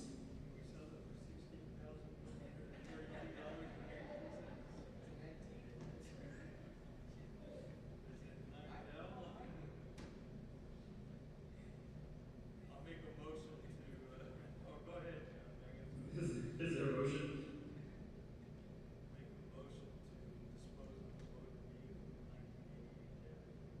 We have a motion by Mr. Pena, second. Second by Mr. Nolan. Any discussion? All in favor? Any opposed? Motion carries. And 9N, consideration and possible action to have a joint election agreement with the City of Alice and Jim Wells County for the May 3rd, 2025 election. Do we have a motion?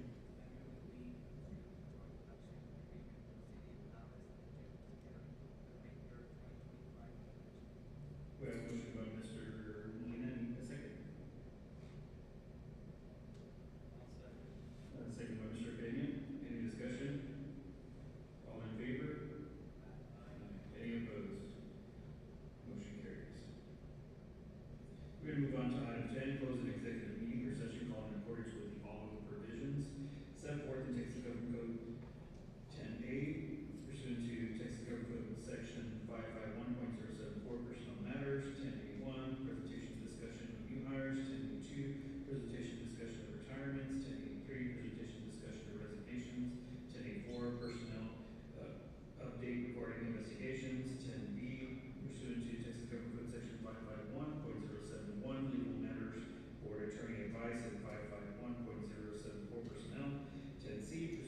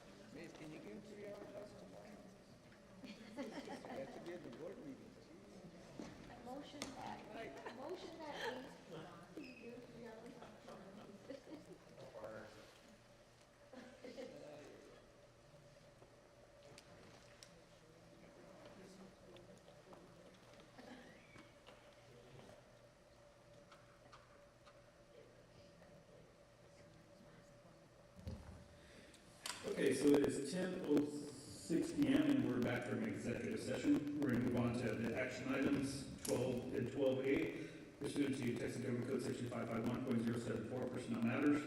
Item 12A1, consider possible action regarding new hires.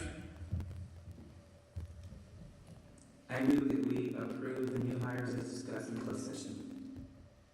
So we have a motion by Mr. Molina. Is there a second? Second. We have a second by Mr. Pena. Any discussion? All in favor? Aye. Any opposed? Motion carries. We're going to move on to item 12A2, consider possible action regarding retirements. I move that we approve the retirement of Omega Salinas as discussed in closed session. So we have a motion by Mr. Molina. Is there a second? A second by Ms. Herrera. Any discussion? All in favor? Any opposed? Motion carries.